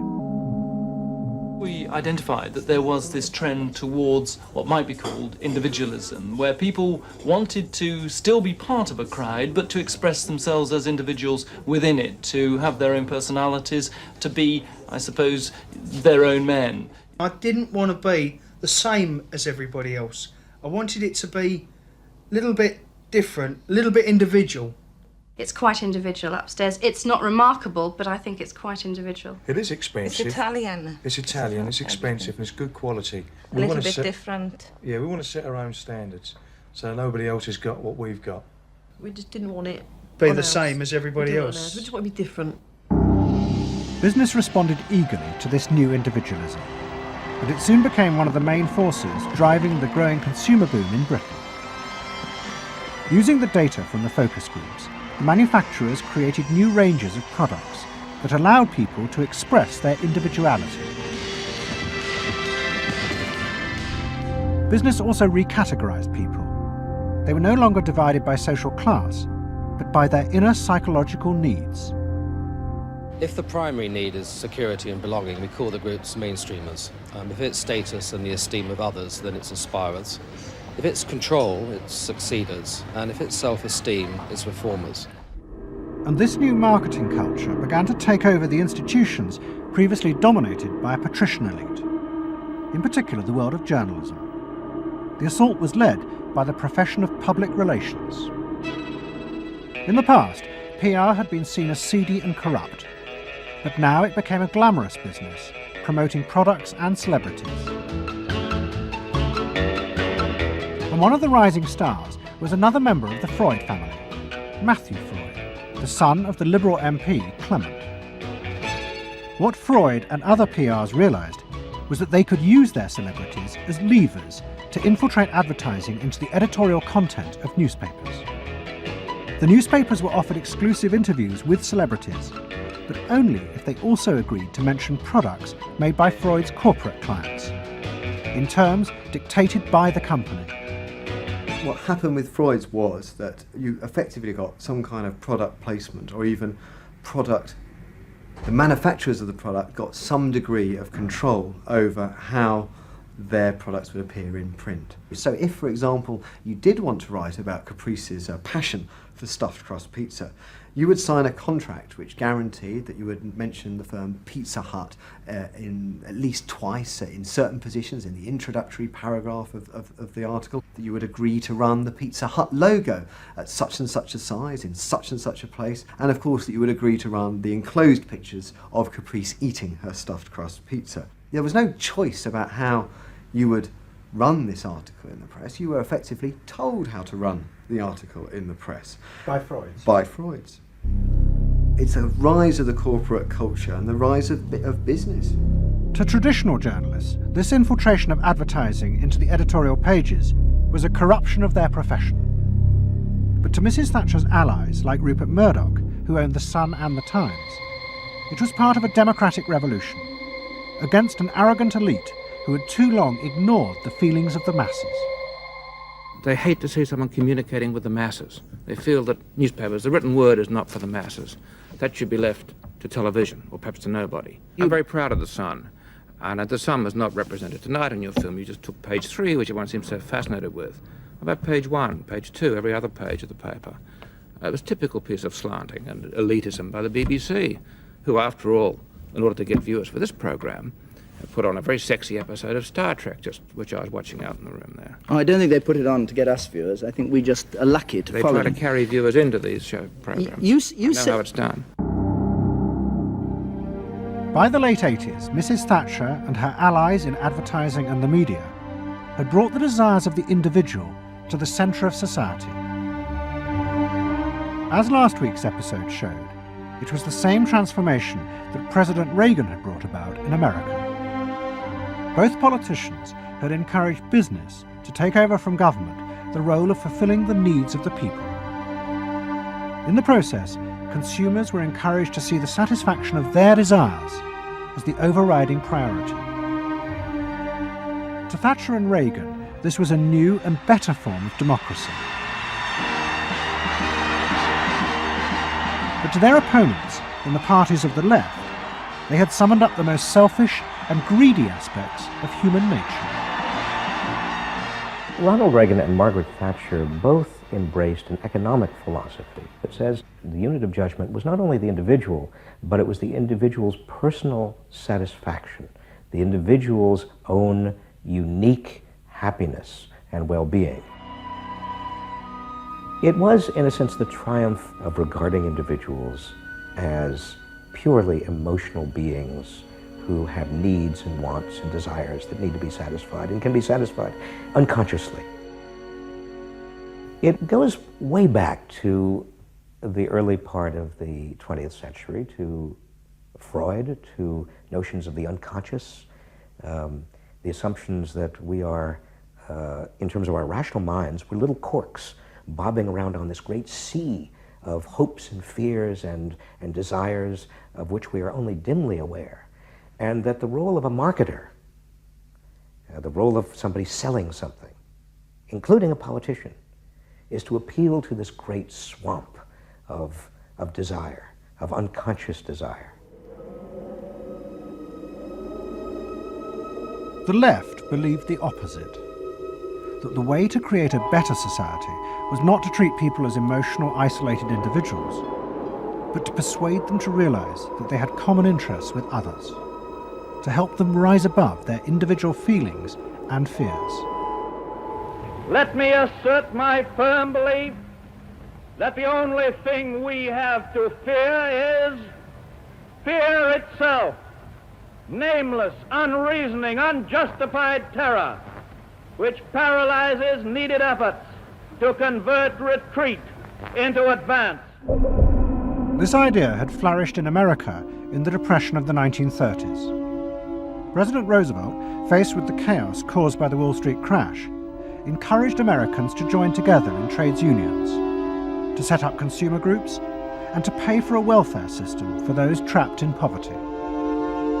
His aim was to create a collective awareness which would become a powerful weapon against the unfettered power of capitalism, which had caused the crisis.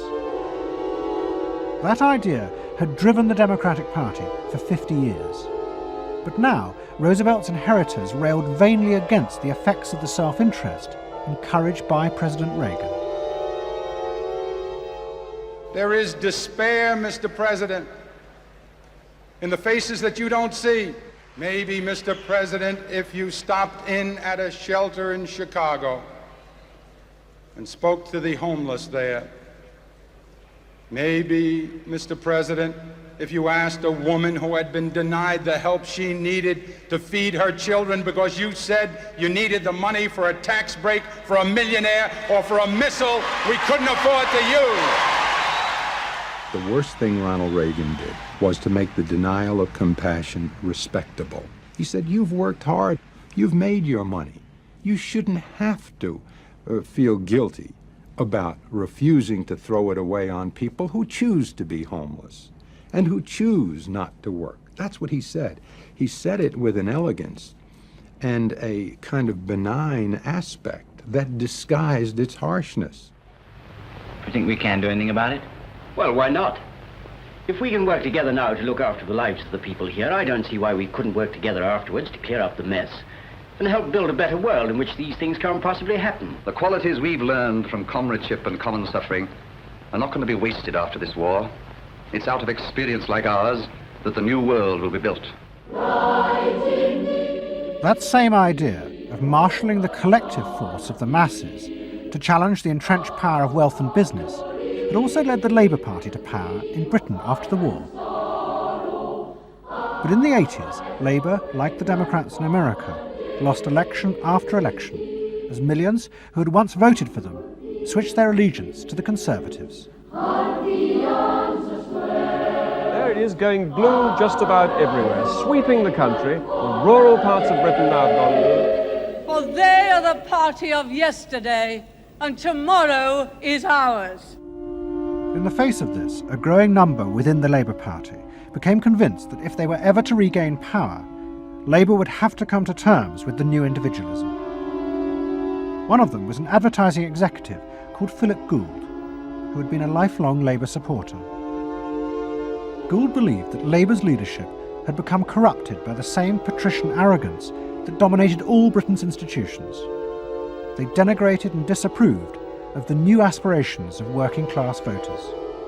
Labour stopped listening to these people. And I remember the best example of this was after the election of 1983, which was the election above all, where the people's voices just were not heard.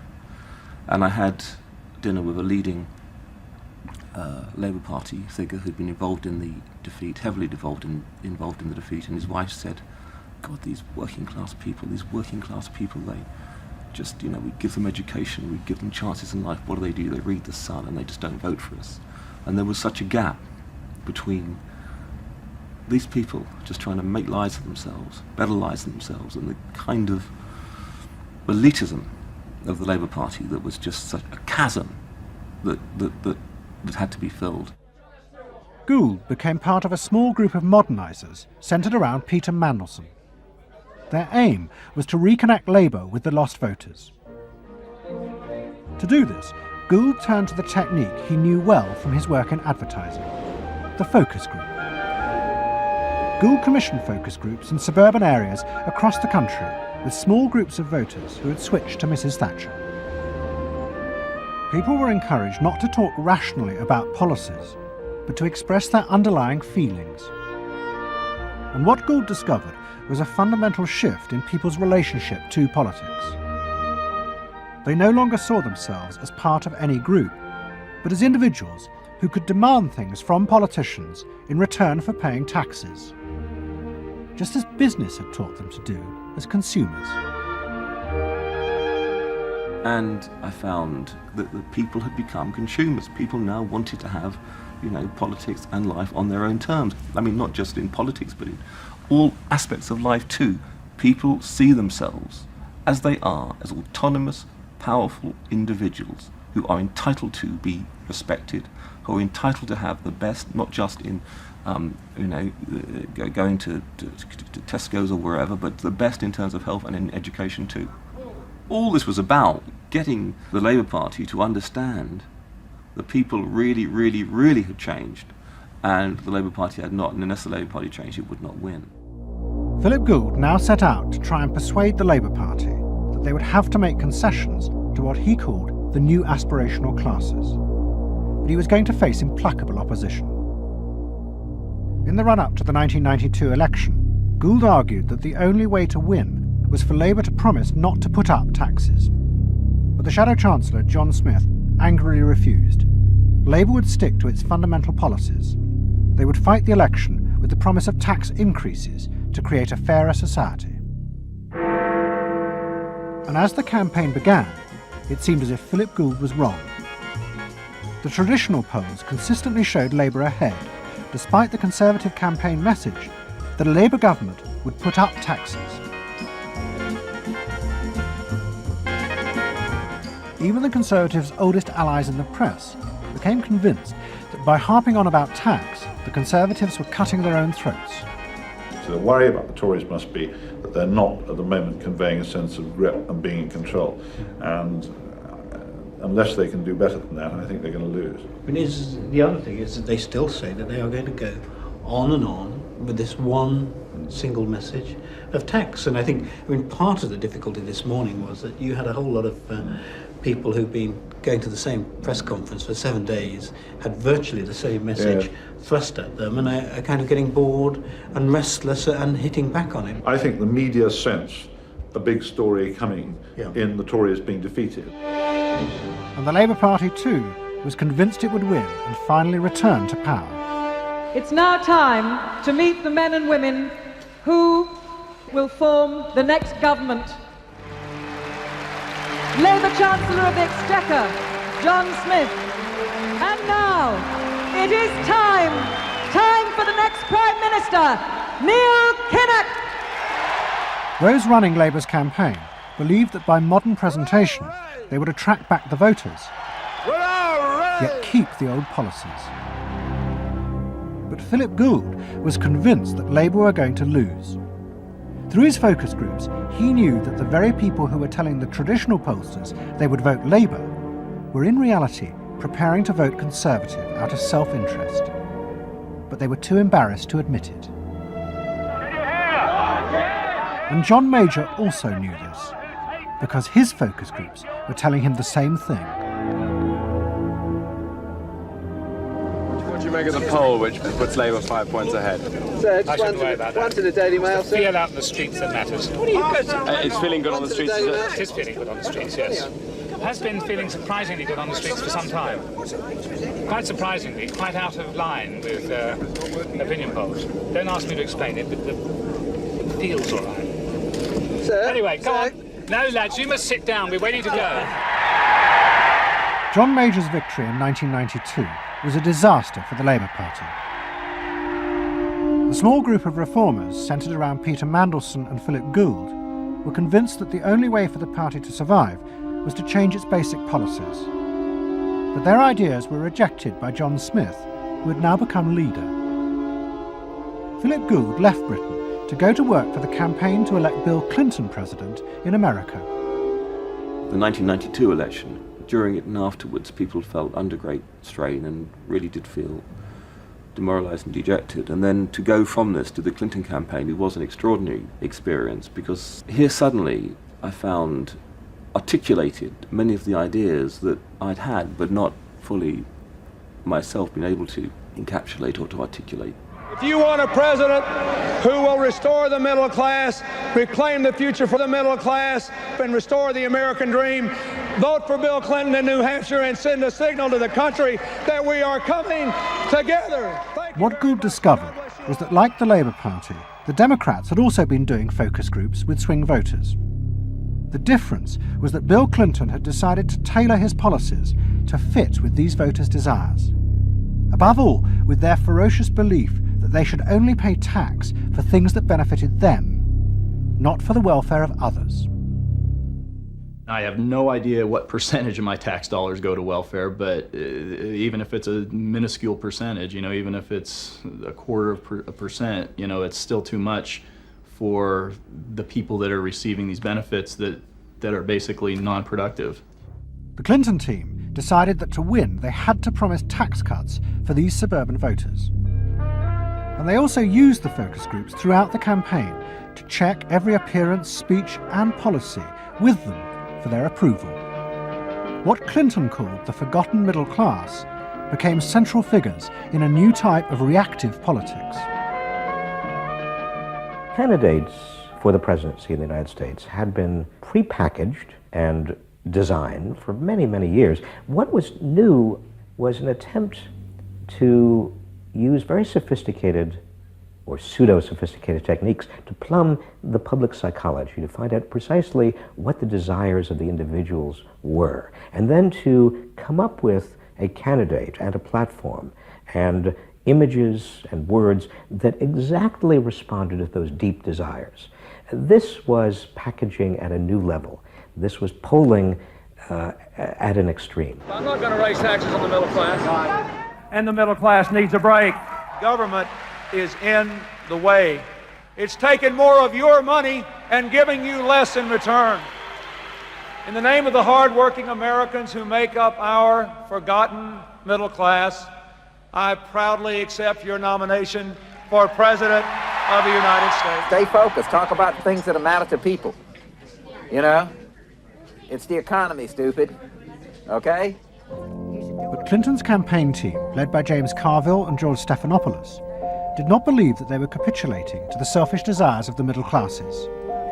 Tax cuts were the price they had to pay to regain power. But once in power, they would still fulfill traditional democratic policies and help the poor who had been neglected under Reagan, above all with the reform of health care. They would pay for the tax cuts by cutting defence spending and increasing taxes on the very rich. In this way, they believed they were forging a coalition of the new and the old voters, both of whom could be satisfied. Probably for the first time in a generation tomorrow, we're going to win. And that means that more people are going to have better jobs. People are going to pay a little less for health care, get better care, and more kids are going to go to better schools. So thanks.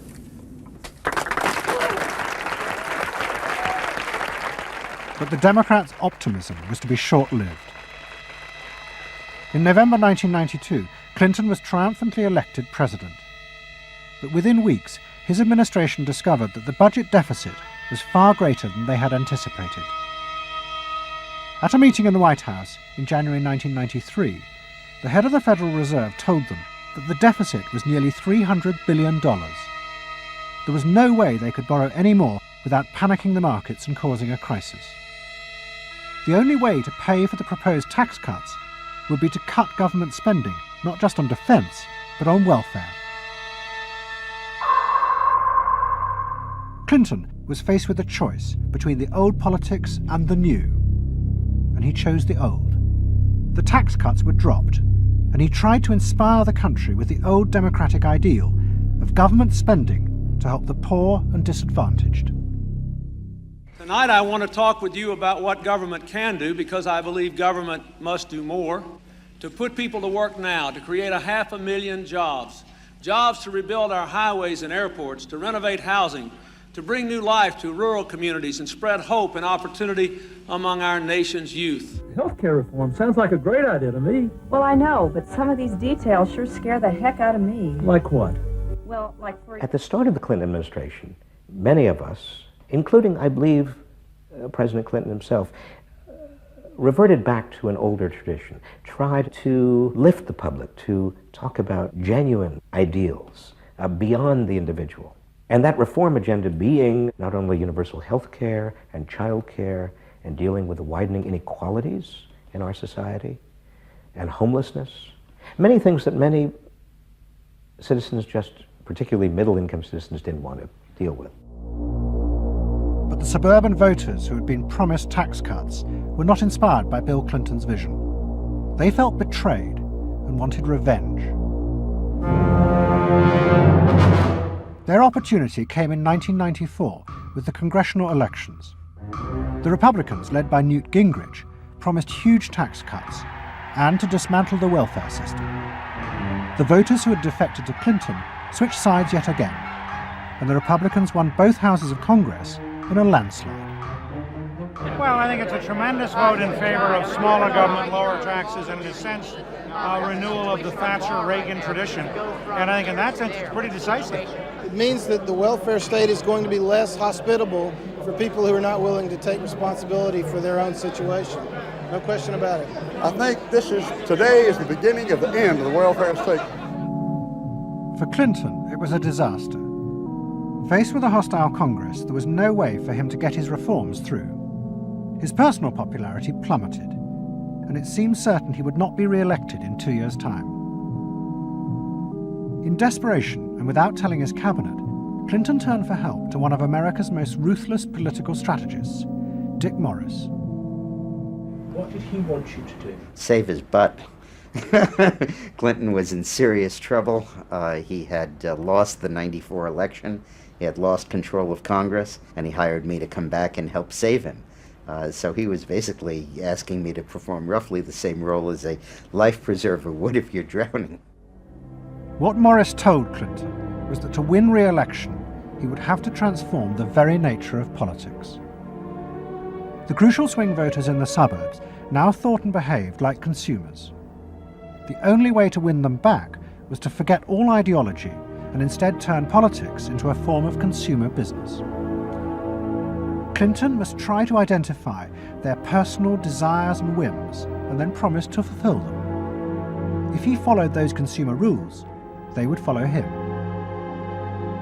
I said that I felt the most important thing for him to do was to bring to the political system the same consumer rules philosophy that the business community has. Because I think politics needs to be as responsive to the whims and the desires of the marketplace as business is. And it needs to be as sensitive to the bottom line, profits or votes, as a business is. I think that all of this involves really a changed view of the voters, so that instead of treating them as targets, you treat them as owners. Instead of treating them as something that you can manipulate, you treat them as something you need to learn from. And instead of feeling that you can stay in one place and you can manipulate the voters, you need to learn what they want and move yourself to accommodate it.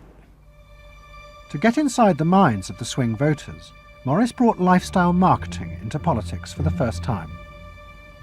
He went to one of America's most prominent market research firms called Penn & Schern and commissioned what they called a neuropersonality poll. It was a massive survey of hundreds of thousands of voters, but the only political questions it asked were to find out whether someone was a swing voter or not. All the other questions were intimate psychological ones, designed to see whether swing voters fell into identifiable psychological types. Well, we were asking people like, do you think you're the life of the party? Do you think when you see things that you like to have a list and organize them? Do you typically try to plan things ahead, or do you like to be more spontaneous? Where do you like to go? What sports do you like to play? What would you do with your spouse on a romantic weekend? So we were asking people some very personal questions about their own lives to try to see were the kinds of people that were likely to change their vote also possessing of certain kinds of personality traits. And in fact, they were. The neuropersonality poll allowed the Clinton team to segment swing voters into different lifestyle types. They were given names like pools and patios, or caps and gowns, who were urban intellectuals living in university towns. From this, the team could identify ways in which they could make individuals feel more secure in their chosen lifestyles, just as business had learned to do with products. Dick Morris called it small bore politics, tiny details of people's lives and personal anxieties which politics had never even thought about or noticed before, but which now had become the key to winning power. It was an America that focused on day-to-day practical concerns. Should I wear seatbelts? Should I stop smoking? Should I wear a school uniform? Is my neighborhood being protected? It was not so much a new individualism as the social order as we had known it had broken down. So we got into people's heads, understood their psychology about lifestyle, about values, what they thought was important. what issues they wanted politicians, and particularly the president, to address. And these issues proved to be very, very different from what the conventional wisdom had suggested. As the election campaign began, Clinton revealed Morris's new approach to a shocked White House. All traditional policies were to be dropped. Instead, he would concentrate exclusively on policies that targeted the worries of the swing voters. V-chips would be fitted into televisions to prevent children from watching pornography. And mobile phones would be fitted into school buses to make parents feel more secure. Dick Morris also persuaded the president to spend his leisure time in the same way as particular groups of swing voters. He sent Clinton on a hunting holiday, dressed in exactly the Gore-Tex outfits a group called Big Sky Families liked. The aim was to reflect swing voters' lifestyles back to them. The Liberals in Clinton's cabinet hated this approach. And I would say, well, Dick, why have a campaign? This was the 1996 campaign. If all the president is going to do is offer up these little bite-sized miniature initiatives that appeal to people's desires, like consumers, buying soap, V-chips that you could put in your televisions so you could make sure that your children did not have pornography, and school uniforms. Why talk about them? They're so mundane and they're so tiny. And he would say back, if we don't do this, we may not get reelected. And I would say, what's the point of getting reelected if you have no mandate to do anything when you're reelected? And he'd say, what's the point of having a mandate if you can't get reelected? Isn't the ultimate goal getting reelected? But Morris's new politics were an extraordinary success. Clinton's ratings among the swing voters began to soar. And Dick Morris, along with the marketeer Mark Penn, took effective charge of making White House policy. Mark Penn set up a huge call centre in an office block in Denver. And every night, hundreds of telephone operators called swing voters in suburbs across the country to check with them every detail of policies that Clinton was proposing. The policy was made by a group of people manning telephones in Denver, Colorado, placing calls to voters in places like Westchester and Pasadena, and asking them what they wanted from their government, and asking them very specifically about specific policies that Bill Clinton was considering. Would you be more likely to support him if he offered this particular government service, or if he offered that one? Those people told them what they thought. Mark Penn transmitted that to Bill Clinton, and it came out of his mouth. So essentially it was suburban voters in the 90s were creating American domestic policy, and some of it's foreign policy as well. Right. Yeah, Mark Penn was polling on questions like whether we should bomb in Bosnia, things like that. Morris also insisted that Clinton make a symbolic sacrifice of the old politics to convince the swing voters to trust him. In August 1996, Clinton signed a bill which ended the system of guaranteed help for the poor and unemployed. Welfare would be cut back after 2 years in order to force people into work. The new system was called welfare to work, and would, he said, be a hand up, not a handout. It was the effective end of the guaranteed welfare system created by President Roosevelt 60 years before. For many in Clinton's cabinet, it was also the end of the progressive political ideal that Roosevelt had represented. The belief that one used a position of leadership to persuade the voters to think and behave as social beings, not as self-interested individuals. Dick Morris and the pollsters had won. And by that I mean that the people who ultimately got to the president, shaped the president's mind, were those who viewed the voters as just a collection of individual desires that had to be catered to and pandered to. It suggests that democracy is nothing more, and should be nothing more, than pandering to these unthought about, very primitive desires. Primitive in the sense that they are not even necessarily conscious, just what people want in terms of satisfying themselves. And the same triumph of the politics of the self was about to happen in Britain too. In 1994, Tony Blair had become the leader of the Labour Party. and the reforming group centred around Peter Mandelson became all-powerful. Almost every night, Philip Gould ran focus groups with swing voters in the suburbs. But this time he was listened to, and the desires and the fears of the new aspirational classes became the central force shaping Labour Party policies. In that period, I was talking to people who used to vote Conservative and were considering voting Labour, and they understood that they are financially pressed and that there are limits to the extent to which taxation can be improved. They think that crime is an issue that matters to them and should be respected. They want welfare to go to people who deserve welfare, not to people who do not. This was seen of by many in the Labour Party as selfish. I never saw that it was selfish. I believe that a dad or a mum doing their best for their family isn't selfish. They're just doing their best for their family, and that's what people do. A crackdown on those who make life hell in their local neighbourhoods through noise or disturbance. Law and order is a Labour issue today.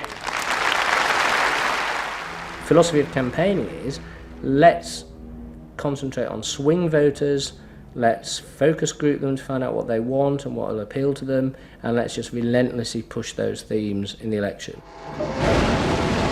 Something is happening to you. After promising to put money in your pocket, the Conservatives are quietly taking it away. Philip Gould was crucial because he gave the raw material, if you like, for these politicians to do this kind of politics. In that when he came up with stuff, they'd follow it, pretty much without exception. Blair himself would pore over these sort of 12-page memos and say, well, this is what we must do. We want people to earn more, to consume the good things of life. We want people to pay lower taxes.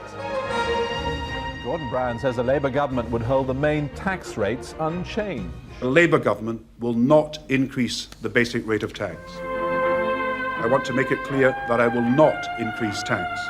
In fact, the Labour Party does stand with the Middle England. Those that aspire to do better, to get on in life, and be ambitious for themselves and their families will do better with Labour. Groups of 8 people drinking wine and nibbling, Cheerios, what they thought determined effectively everything that the Labour Party did. And although those running the campaign liked to portray the new approach as their invention, it was in fact copied from the Americans, even down to the phrases that the American marketeers had tested on their swing voters. Peter Mandelson and his team were in the United States watching what we did and copied almost verbatim our approach in their 1997 campaign. The benefit system should be about giving people a hand up, not just a handout. Mandelson's not a fool if he's anything. He saw something that worked, so why not do it? And I can remember reading their manifesto and saying to myself, they just took it lock, stock, and barrel. On one hand, you're proud, and on another hand, you're bitch. And as in America, Labour was forced to drop policies that would not directly benefit the swing voters, even if it meant sacrificing its fundamental principles. The commitment to public control of industry, which was enshrined as Clause 4 of the party constitution, was dropped. The aim of Clause 4 had been to use the collective power of the people to challenge the unfettered greed of business. But now, Tony Blair was faced with crucial voters who no longer saw themselves as exploited by the free market. They saw themselves as individual consumers who were fulfilled and given identity by what business delivered them. The new Clause 4 promised not to control the free market, but to let it flourish. Business is more powerful than government. It is quicker, it is more creative. Business is the lifeblood of the country. From this come all the benefits that society needs. Employment, investment. I think, frankly, there is only one party getting business right, and that's New Labour. What New Labour did, it suits people who exert power in society not through the political system, or not through the democratic political system. So it suits big business, and it suits entrenched interest, and it suits the status quo. Those 3 things, of course, just off the top of my head, being the things that the Labour Party is supposed to be, a counterforce to. What that means is big business get to carry on exerting their power behind the scenes, getting their way, because there's no countervailing pressure. Countervailing pressure isn't going to come from, 8 people sipping wine in Kettering. Here he goes, turning an awful lot of other blue seats red as well.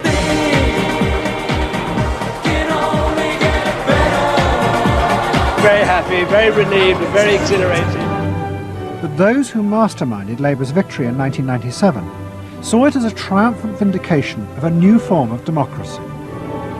By understanding and fulfilling people's inner desires through the focus group, they were giving power to individuals, not treating them as faceless groups who were told by politicians what was good for them.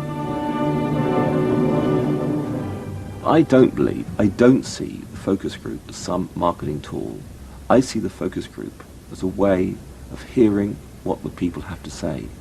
And I see the focus group as a way to a new form of politics. What the people give, the people can take away. We are the servants, they are the masters now. 1997 was, I think, fundamentally important in that. Because I think it is the end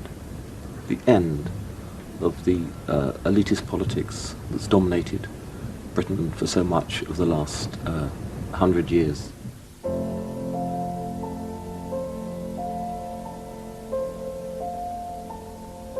In 1939, Edward Bernays, Sigmund Freud's nephew, created a vision of a future world in which the consumer was king. It was at the World's Fair in New York, and Bernays called it Democracity. It was one of the earliest and most dramatic portrayals of a consumerist democracy, a society in which the needs and desires of individuals were read and fulfilled by business and the free market. The World's Fair created a spectacle in which all of these concerns were met, and they were met by Westinghouse and General Motors and the American Cash Register Company, and company after company presented itself as this sort of centerpiece of a society in which human desire and human want and human anxiety would all be responded to and would all be met purely through the free enterprise system. There was this sort of notion that the free market was something that was not guided by ideologies or by political power. It was something that simply was guided by the people's will. This was the model of democracy that both New Labour and the American Democrats had bought into in order to regain power. They had used techniques developed by business to read the desires of consumers, and they had accepted Bernays' claim that this was a better form of democracy. But in reality, the World's Fair had been an elaborate piece of propaganda designed by Bernays for his clients, the giant American corporations. Privately, Bernays did not believe that true democracy could ever work. He had been profoundly influenced in this by his uncle's theories of human nature. Freud believed that individuals were not driven by rational thought, but by primitive unconscious desires and feelings. And Bernays believed that this meant it was too dangerous to let the masses ever have control over their own lives. And consumerism was a way of giving people the illusion of control, while allowing a responsible elite to continue managing society.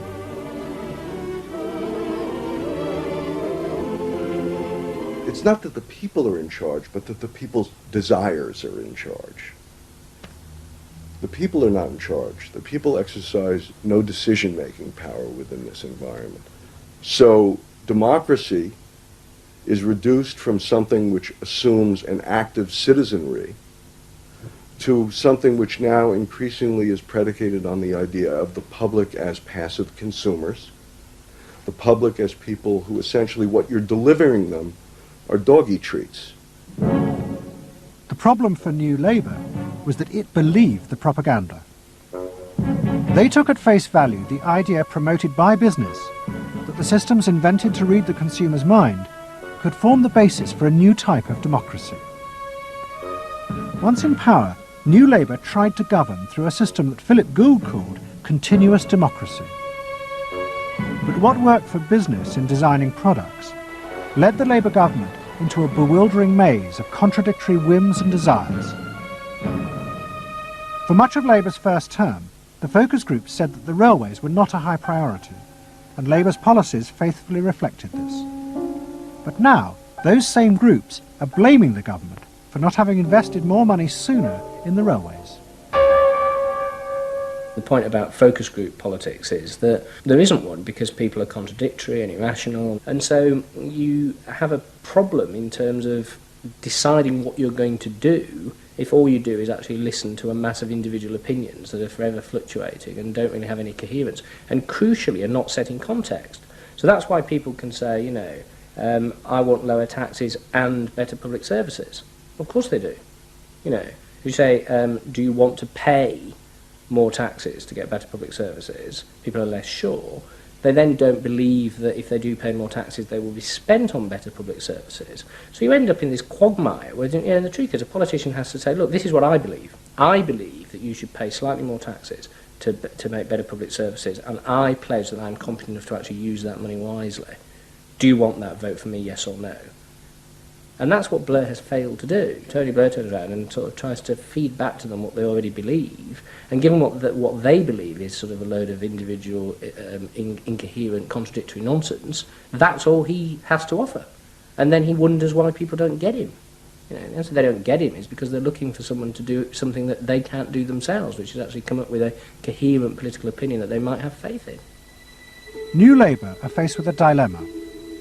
The system of consumer democracy that they have embraced has trapped them into a series of short-term and often contradictory policies. There are now growing demands that they fulfil a grander vision, that they use the power of government to deal with the problems of growing inequality and the decaying social fabric of the country. But to do this, they will have to appeal to the electorate to think outside their own self-interest. And this would mean challenging the now dominant Freudian view of human beings as selfish, instinct-driven individuals, which is a concept of human beings that has been fostered and encouraged by business because it produces ideal consumers. Although we feel we are free, in reality, we, like the politicians, have become the slaves of our own desires. We have forgotten that we can be more than that there are other sides to human nature. Fundamentally, here we have two different views of human nature and of democracy. You have the view that people are irrational, that they are bundles of unconscious emotion. That comes directly out of Freud. And businesses are very able to respond to that. That's what they have honed their skills doing. That's what marketing is really all about. What are the symbols, the music, the images, the words that will appeal to these unconscious feelings? Politics must be more than that. Politics and leadership are about engaging the public in a rational discussion and deliberation about what is best, and treating people with respect in terms of their rational abilities to debate what is best. If it's not that, if it is Freudian, if it is basically a matter of appealing to the same basic unconscious feelings that business appeals to, then why not let business do it? Business can do it better. Business knows how to do it. Business, after all, is in the business of responding to those feelings.